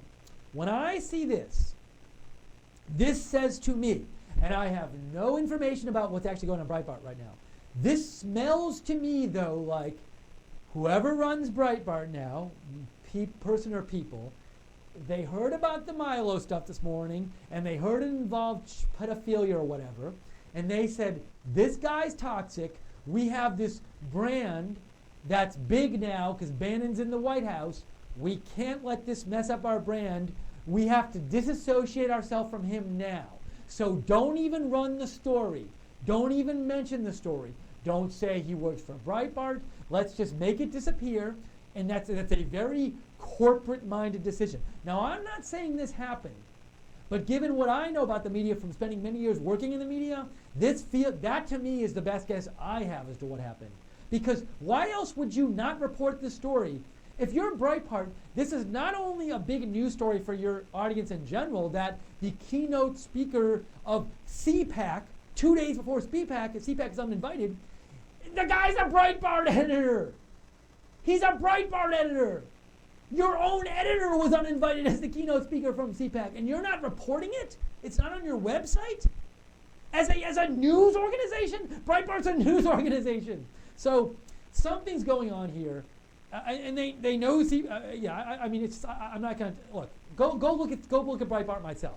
And if it's changed by now, I'll refresh it again just to refresh it. But I don't think it's going to change. So yeah, that's shocking to me. I am stunned. That's a big story to me. So if what I was going to say, and thank you so for the viewer who told me to look at Breitbart, I think that was Georgia. You told me to look at a Milo headline at Breitbart, but so thank you for telling me to look at Breitbart in general, because I looked at the homepage, and the homepage doesn't mention it at all. So I think this is it's a big story that they uninvited him, but the really big story to me is we seem to have these conservative organizations, and these are not like moderate conservative organizations. We have CPAC. Now you might say, well, CPAC is never Trump or something, but they're not moderate conservative. We have CPAC and we have Breitbart. And CPAC is clearly, to me, distancing themselves from Milo and that wing or that group, whatever that group is. Who is it? I don't know. But you could argue it's a very pro-Trump group. They're distancing themselves from Milo and whoever they group with him. And I think right now, I can say, I don't know why Breitbart's doing this, but Breitbart is distancing themselves from Milo too. Make no mistake about it. They are distancing themselves. Yes? So the story is further on down the page. Where? But it's prior to this break-in, and so it has nothing about the whole thing. Oh, okay, okay. Thank you. So can you tell me where that is exactly? Very, very, very bottom. Okay, so my producer Mike has informed me at the very, very bottom of the page, of the Breitbart homepage, way at the bottom, there's a story about Milo. Okay, is that the, so that's the story, one gay Brit has done more for conservatism than 30 years of establishment conservatives. And as Micah says, this came out yesterday. So the story is not about what happened today with CPAC. Let's see if it mentions it at all. Okay, so this story, there's a story about Milo way down on the Breitbart page. Thank you, Micah, for the clarification. And I'm going to show you how far. You want to see how far down the story is? The story is so far down that you got to go. Here's where we start. Ready? Wee. Hold on. I'm going to scroll. Here's the start of top of Breitbart. Let's get to the story of Milo. Wee. It's all the way down here, and the bottom is here. So that's the bottom. It's right near the bottom. And the story itself is a story from yesterday and has nothing to do with the CPAC stuff or the video stuff. So there is no story about this incident whatsoever on the front of Breitbart. So to me, we have a bigger story going on here than Milo being uninvited from CPAC, which itself is a big story. We have these two big institutions in the conservative community who are not moderate conservative institutions. We have CPAC, we have the ACU who runs CPAC, so CPAC/ACU, and Breitbart distancing themselves from Milo Yiannopoulos. And make no mistake about it, Breitbart is distancing themselves. It is not the case that in Breitbart somebody forgot to post a link to the big story on Milo today. Or they somehow were on a company retreat today and happened to not hear about what happened with Milo and CPAC. This is an intentional move. There are lots of things Breitbart could have done. If they didn't want to go full in with Milo, they could have done a thing where they reported the story but didn't report it so sympathetically with Milo. But they aren't reporting the story at all. They're burying it. It's not there on their homepage. So that to me says someone in corporate Breitbart land, wherever corporate Breitbart land is located, has made the decision to disassociate themselves with Milo. And I personally, if you ask me, this makes it, it certainly puts it in the realm of possible / somewhat likely that you will see them fire Milo. Now, I don't know what's going on there. I'm speaking, this is what I think. So this is just my view. But based on my knowledge of the media, that's what they suggest to me. I can definitely say it's intentional that there's no story of him on there. And if they say to me, no, our server messed up and it buried the story, that's a lie. That's what I'll say it's a lie. But I really think this is a sign of something bigger going on at Breitbart. And whether or not they let Milo go or not, this is an important day, I think, for the conservative movement under the Trump administration, because we have two major conservative organizations disassociating themselves from Milo. And instead of having his back, they are pulling away from this guy. They are not having his back at all. They are uninviting him. CPAC is uninviting him and not defending their uninvite. They're saying they did it for a certain reason. And as far as I'm aware, that reason is a false one. At least it hasn't been made clear to me that their reason they're giving is legitimate, because I haven't seen evidence for him saying what they said he said. And also, they are not going out of their way at all to provide any explanation about this is the video we're talking about, and this is the video where he supposedly supports, he condones pedophilia, and this is the part of the video. They haven't clarified their reasoning at all. And we have Breitbart not even reporting the story, which is ridiculous. So, wow, is this? I haven't been in, I have to imagine that in whatever conservative forum you might be in, not conservative, whatever forum you might be in where they're pro-Trump or pro-Breitbart, pro-Milo or both. Like, for example, there are certain Reddit forums that are pro-Trump. there are certain Breitbart discussion forums, I believe still, unless they've taken them down, that are pro-Milo. I have to imagine that in these places, there is a lot of not only anger, but a lot of like discussion of like, what's going on here? Are we like splitting off? Is there like a civil war going on in the conservative movement? Big day to me going on here. Is this sign of a big breach in the conservative movement? And will we see this with the president as well? I mean, so, could CPAC, I've heard rumors they're going to be sort of never Trump there. Are they going to be? I don't know. So I don't think we're going to see Breitbart disassociate themselves from President Trump just because of the connection with Steve Bannon. But anyways, so much going on. So we're going to keep covering this here. I want to hear more of what you think. I know I just ranted for a while, but I thought it was worth saying. But I want to hear more of what you think. If you have an opinion, write me here, @Lookner. I'm on Twitter. So you can go on Twitter, @Lookner, @LOOKNER, and you can direct message me there, and I'll get your comment, and I will read it on the air, or your question. Or email me at steve.lookner@rsbn.tv. My whole rant got started because I read one of your emails, and somebody pointed me towards Breitbart, and I looked at it, and I saw that they weren't even covering the story unbelievably. So, sorry, I can't drink. Take a drink. I'm sorry. Let me get back to some of your comments. All right, hold on. I get to rearrange myself. I might need a break in a minute. I will let you know. We might take a break in a minute. We're not going anywhere. We're going to keep covering this, though. So what else do people say? I'm going back to my inbox here.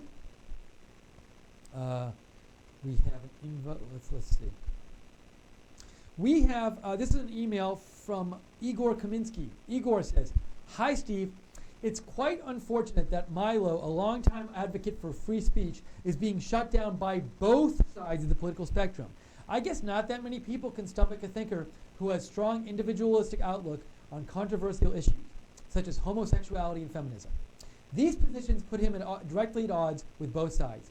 Being a centrist or a libertarian is now a very difficult position for anyone to adopt, considering that the radical ends of the political compass are highly collectivist in nature. This also explains why so many hardcore conservatives tend to be vehemently anti-Trump." Thank you, Igor, for your email. We got another one here. Hold on a second. I'm just going to my next emails here. This is from, sorry, it's taking a second to load. Still taking a second to load. Boy, if I can open an email, things would be better. This is from Diane. This is from Diane Birch. And Diane says, the subject is, I think, Lynn Jean's, well, I don't know if you want to, I think blankety blank's comment is correct. And I don't want to say blankety blank because I don't know if you want this mentioned. And the comment Diane Birch quotes is, "Milo was a threat to the globalist plan to destroy America by exposing the attack and silencing of white males and indoctrination on college campuses across America." And then Diane says, "I myself and millions of others have witnessed this indoctrination and silencing in public schools and on college campuses." So thank you, Diane, for your message. Get to a couple more messages here. Sorry. We have one from, for some reason, my work email, a little slow opening today, so I apologize for that.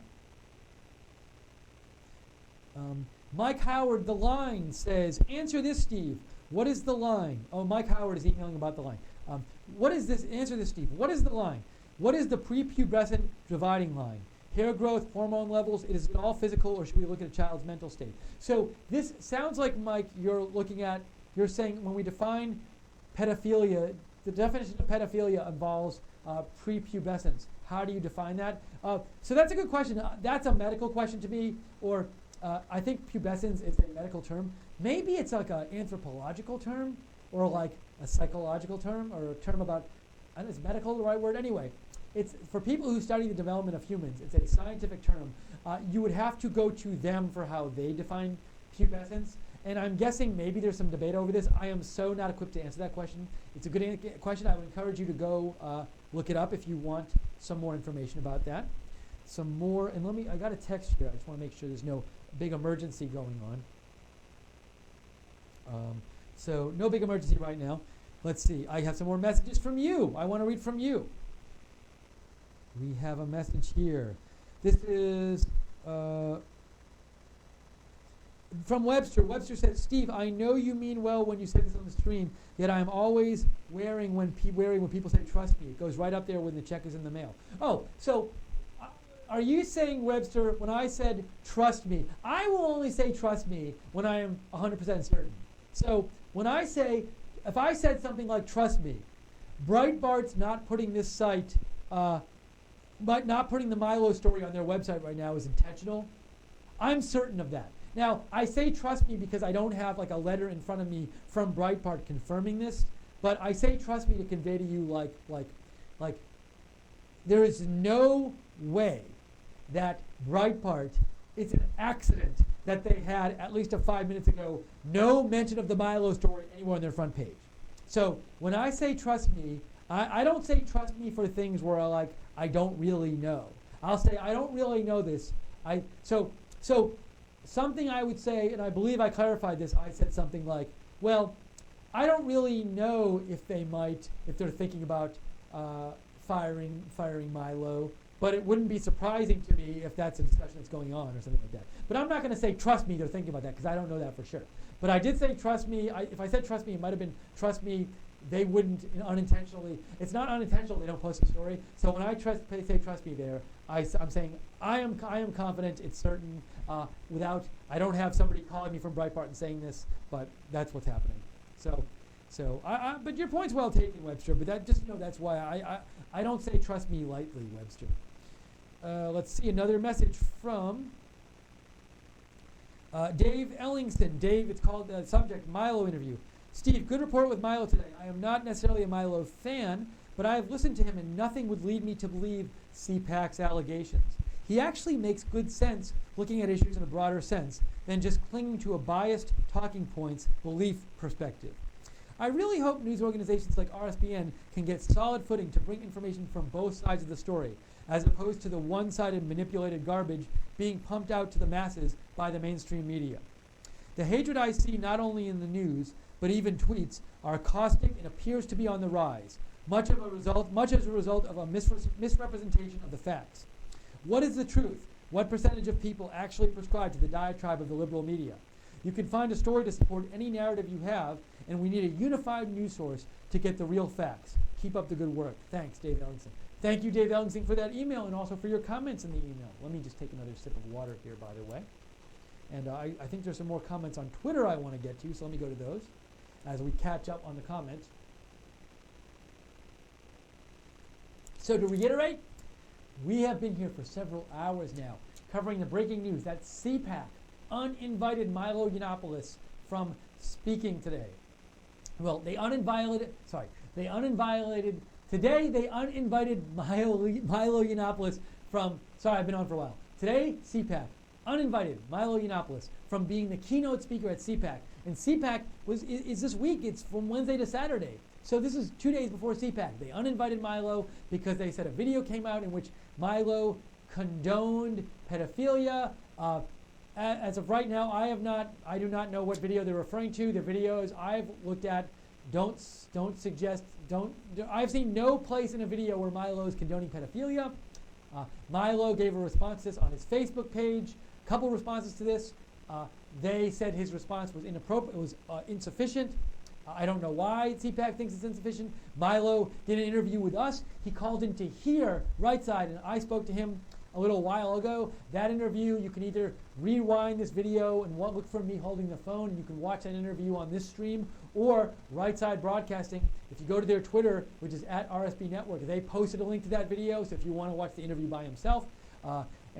So this is all going on, and it's big news, and as far as I'm aware, CPAC said, we didn't invite Milo because of this. Milo said, I didn't do this. As far as I'm aware, he didn't do it. Now, maybe he did, but I haven't seen any evidence that he did do what CPAC said he did. And I've heard nothing more from CPAC on this. So if you have information, let me know. And if you want to write in, go to my Twitter at Lookner, at Lookner, and direct message me, or email me at steve.lookner@rsbn.tv. And the other little piece of news, let me just go over real quick. A Fox Business News reporter said that Breitbart was considering firing Milo as a Breitbart editor, and other news which we reported here, which I found out when I looked at Breitbart, is as of 10 minutes ago, Breitbart did not at all mention this whole story on their whole front page, which seems crazy to me and suggests to me that they are distancing themselves from Milo and that they don't have his back. That's just my thought. So let's get to your opinions and comments here.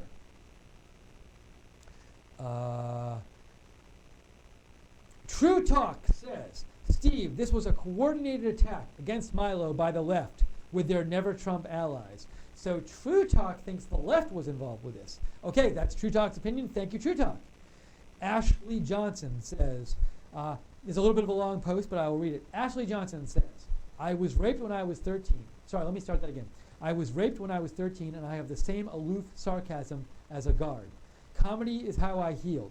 I joke about being raped at 13, and that's my business, how I cope, and no one else's. And I understand where Milo was coming from. He definitely was not condoning what had been done to him, and definitely wasn't condoning pedophilia. People who were never abused sexually as a child will never understand how we deal with or get over it. It's not for them to judge or to have an opinion on. It is incredibly wrong and personally hurts me as a fellow victim to see another victim being crucified this way. I'm fine with my statements being made public. I just direct message you so you could fully convey my opinion.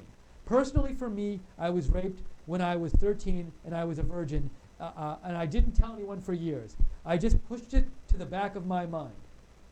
But now I'm an adult. I'm married. I have 3 daughters. What happened to me made me who I am today. I'm protective of my children, and I will be a better mom because of that. I'm weird and twisted and damaged, if you will. I like to do unconventional things in the bedroom with my husband, and many of my fetishes stem from the abuse I took. Does that mean I condone what happened to me? F no. And F anyone who thinks they can decide the appropriate way for sexual abuse victims to deal and cope with. And F anyone that thinks they can decide the appropriate way for sexual abuse victims to deal and cope with and manage their pain. So that was a really powerful message I got. I'm not going to say the name again because the person said, I'm fine with my statement being made public, but I, at the same time, I don't, and then they said, I direct message you so you could fully convey my opinion. So if you want to know who it was who said this, I said it initially when I first read the message, and she said she was fine with her views being made public, but I won't say it again. But go back and look at her. You can, if you want to know, you can watch this again. But I will say, yes. So I will say that this was a very powerful message I just read from somebody who sent it, and they wanted you to hear it. And it's from somebody who themselves survived a rape, and when they were younger, and they said they were very sympathetic with Milo joking about his past sexual abuse because she says that's part of one of the ways she copes with it. And she says she understands why Milo copes with it this way. And she says shame on anyone who doesn't, who's critical of him for joking about this stuff as a way of coping. So very powerful message. Thank you. I'm not going to say your name again, even though you said I could mention it publicly just to not hit the name again. But thank you. I really appreciate the message. That was a very powerful message you sent. So it's much appreciated. And thank you for messaging in and sharing your experience with all the other viewers. So I appreciate it. And I will say now, I appreciate all the messages that have been sent today. We, as usual, have really intelligent messages covering a range of opinions. Some people think X, some people think Y. But part of what we do here is let you have a voice, and we give a voice to you. So I'm going to continue to read your messages here. Rose Keith, you sent a link to Milo's response, but we had already talked about it, so go to Milo's Facebook page if you want his response. But thank you, Rose Keith. Let's see. We have, yes. Oh, okay. Okay, so we're going to be on for a few minutes longer here covering this. So I just want to get to as many of your comments as I can while we're covering this. And just so you know, if more info comes out later in the day, we will come back on with breaking news. I should also mention, we didn't mention before, but there was another breaking news story that happened today. Thank you, Micah, for reminding me about this. Shurkin, I forget his first name, I will look it up, who was the Russian ambassador to the UN, died suddenly today. The current ambassador to the UN from Russia died today. Vitaly Churkin. He suddenly died. This happened a couple hours ago. If you, like me, go on and watch UN hearings once in a while when they talk about Ukraine or whatever, he's on there talking. So he's a very important Russian diplomatic figure. He died suddenly today. I have heard nothing saying that this is a suspicious Russian death. He was very close with the leaders of Russia, Putin. I mean, he's one of the top diplomatic people. So if something like that comes out, I'll let you know. But I've heard nothing today to suggest that this was anything other than natural causes. But if we hear anything else, we'll let you know. If we hear any other breaking news on the Milo story, we'll let you know. Any other breaking news in general, we'll let you know. And in general, if you want to hear about breaking news, you can follow me at Lookner on Twitter at LOOKNER, and I'll let you know when I'm coming on to report breaking news. And also follow Right Side Broadcasting at RSB Network. Right Side Broadcasting will post when we're covering breaking news. Okay, so let me just get to a couple more of your comments. We got to get off in a little bit, take a break, but we will. The more breaking news happens, we'll come back. Joshua M says if Milo is fired from Breitbart, will RSBN reach out to them? Will RSBN reach out to him? So I think what you're asking, Joshua, is like, would RSBN reach out to him to like do a show or become a correspondent? Of course, we'd welcome him right now as doing a show. So we'll reach out to him, but at the same time, I'll be honest here. Milo's a pretty big figure, and we're trying to get bigger here, but I certainly don't think. It's not, Milo's doing so much, and he has this book coming out and does all the speeches and stuff. I don't think it's not like, I have to imagine that Milo right now, just to be honest, it's so busy that he might, it was so cool he called in for a quick interview at Right Side Broadcasting, but I don't know if he's ready to do a show with us. I mean, we would have him in a second. So, I'm just saying, he's so busy and he's about to go on his book tour and stuff, but he is welcome to do a show here anytime. So we will reach out to him in that sense, but it's not like, so good suggestion, but all I'm saying is don't be disappointed if we can't get him to do a show for us, because he's pretty big right now and he's pretty busy, and we have to take Milo when we can get him. So the fact, if he's willing to call us once in a while like he did today, we're so happy with that, because we know our viewers really are interested in what he has to say, so we really appreciate whatever time you can give us. Let's see here. Morticia says, this is nothing more than a smear job by a combination of the far left and the never-Trumpers. I'm a conservative Christian, and both my 20-something children and I are all fans of Milo. CPAC comes off looking like spineless weasels in this. And Morticia, I gotta agree with you. If it doesn't come out that if no more video comes out where Milo is clearly saying something to the degree of saying, if there's no video that clearly comes out where Milo's condoning pedophilia, to me, this makes CPAC look really bad. This makes CPAC look like they don't have a very important conservative figure's back, and they don't have the back of everyone in the Conservative Party, of which there are a lot who support Milo. So, Morticia, I think you raise a good point here. Let's go back to comments. I'm just going through and getting to as many of your comments as I can. Unfortunately, we have to stop soon for a little bit. Miss Tree says, Miss Tree, you say, I think they know why CPAC canceled. Milo has a reason for being gay. He was abused, so they don't want gays and lesbians to know it could be due to, hold on to finish, mental health of being a victim. That is Miss Tree's tweet, or message to us. Thank you, Miss Tree, for your comment. Found this fish. L found this fish just told me the person on the Fox Business News person who reported that there's debate in Breitbart over whether to let Milo go. That was Charlie Gasparino. So thank you for that clarification from that person whose name I just said and I lost your name. Hold on, so many people messaging. That was from L found this fish. Joey Conzio says, look, if we want to maintain integrity in politics, we have to be absurd and Joey Conzio says, look, if we want to maintain integrity in politics, we have to be able to call out absurdity on both sides. His comment's absurd. So, Joey, are you saying CPAC is absurd or Milo is absurd. I think you're saying one of the two. I can't tell what you're saying, but it's one of the two. Thank you for your comment. And let's see if there's more. I think we're about caught up on comments. Messages, a few more messages. XOXO Penny says, hello, Steve. I just tuned into your live broadcast and I am loving it. Thank you so much for tuning in, XOXO Penny. The bad news is that we've been on for about 3.5 hours and we're going to take a break soon.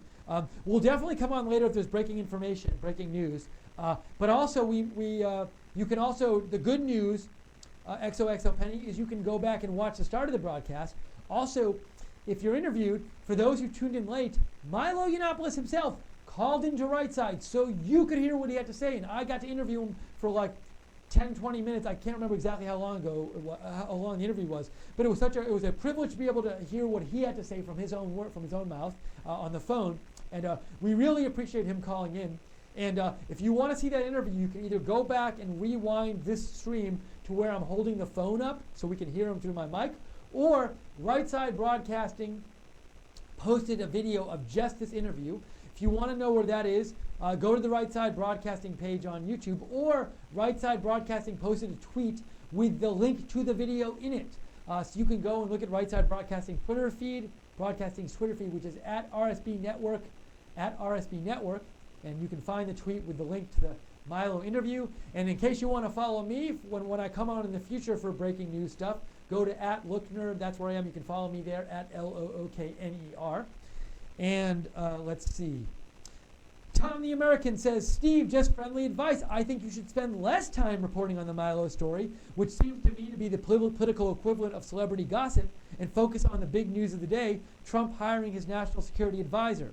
That said, I think you do a great job and I enjoy watching. So first of all, Tom, appreciate the comment. Second of all, I get your view. I get where you're coming from. Let me say a couple of things here. First of all, I think if we were just a blanket news network, like a CNN or a Fox or like whatever news network, yes, we would want it to have covered more the National Security Advisor announcement, because it's an important story, and we are not saying by covering this for several hours and not talking about that, we're not trying to say that's not an important story. What we are is, so just to know that, right now what we're doing is, this is just how the story came to be covered. We heard about the story a few hours ago.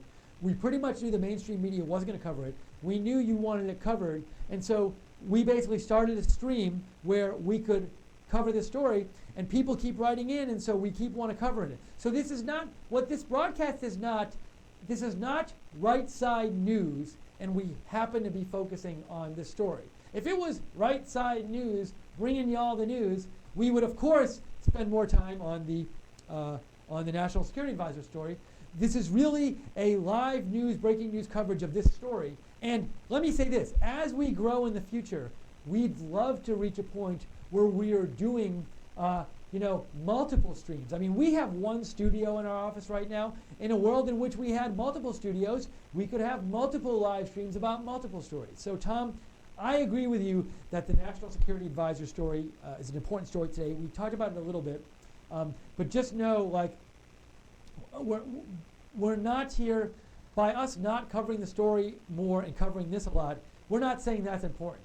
This is a live feed dedicated to this, and we're trying to give you breaking news about this story. And if other breaking news happens, we'll come in and mention it, but we're doing the best to give you stuff. And so hopefully one day, as we grow, we will have the resources to cover multiple stories at once, and maybe we'll even have a news show like, Fox or CNN does, where they cover the stories all the time. And we're going to go out really soon. So I have about 2 minutes here, so thank you for the email.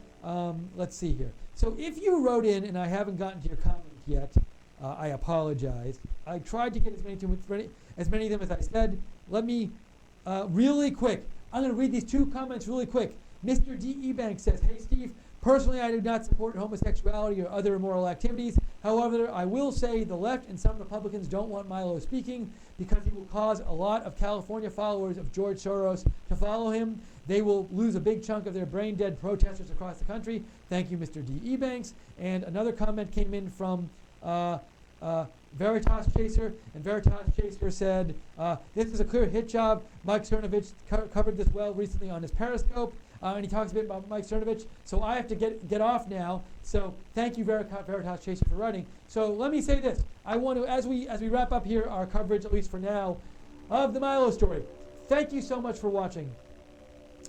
We saw this Milo story, the breaking news that CPAC uninvited him from speaking today. They uninvited him today from speaking at CPAC later this week, where he's supposed to be the keynote speaker, not speaking anymore. And they gave a reason for uninviting him. Personally, I didn't see, their reason seemed unsupported to me.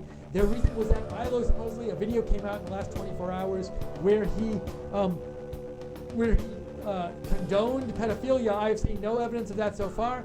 Milo called into this program to give an interview to us, and I interviewed him, and he gave his side of the story. So you can feel free to rewind this feed, or we have the video posted by itself of the interview separately on right side. So go watch that if you'd like. So all this stuff happened. We've been covering the story. Thank you so much.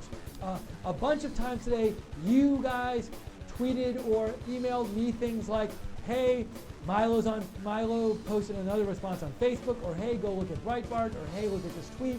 So you really helped. All these points, you helped us bring the coverage. There was a number of places where you guys gave me breaking news, and we're trying to follow it here as well, but you really helped this coverage, and your comments were really interesting. We're really glad you wrote in and let people hear what you had to think. So we are devoted here at Right Side.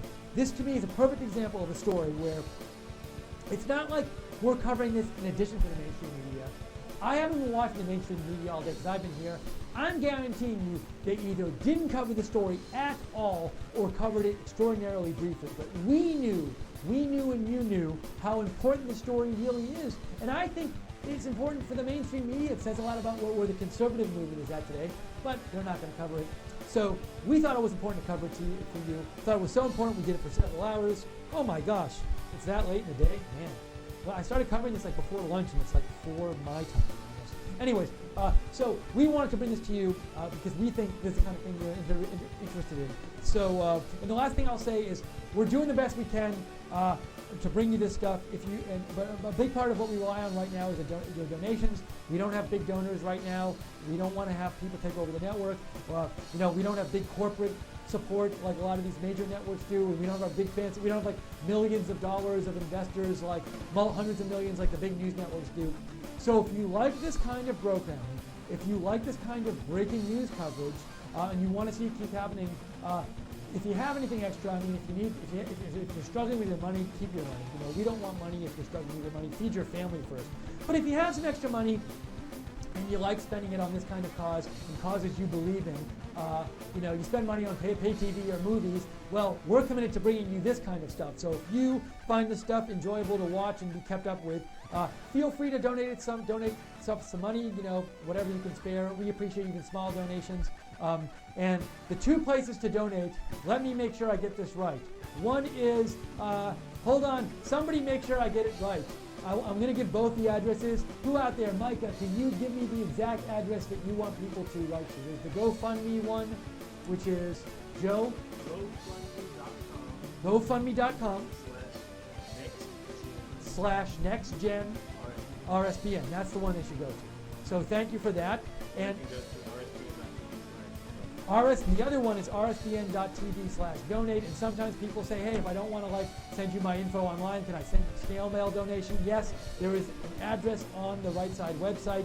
If you go to the Right Side website, and I think if you go to the contact us, you'll see our physical address you can mail to. And we really appreciate everybody who donated in the past, and everybody who's watched us, and a bunch of you donated during our coverage of I was there, the President Trump's rally, which I was actually at this weekend, and we're going to be covering CPAC coming up this week. That's going to be really exciting. It was going to be exciting before, but now we have all this drama going on. Liz Willis will be there. Margaret Howell will be there. Wayne Dupree will be there. They're going to be covering it for us. There might be other people covering it for us who I'm missing right now. But we stay tuned for all their coverage. I know President Trump is speaking there Friday night. Vice President Pence is supposed to be speaking there on Thursday. We will bring you these speeches and other speeches live, so stay tuned to us.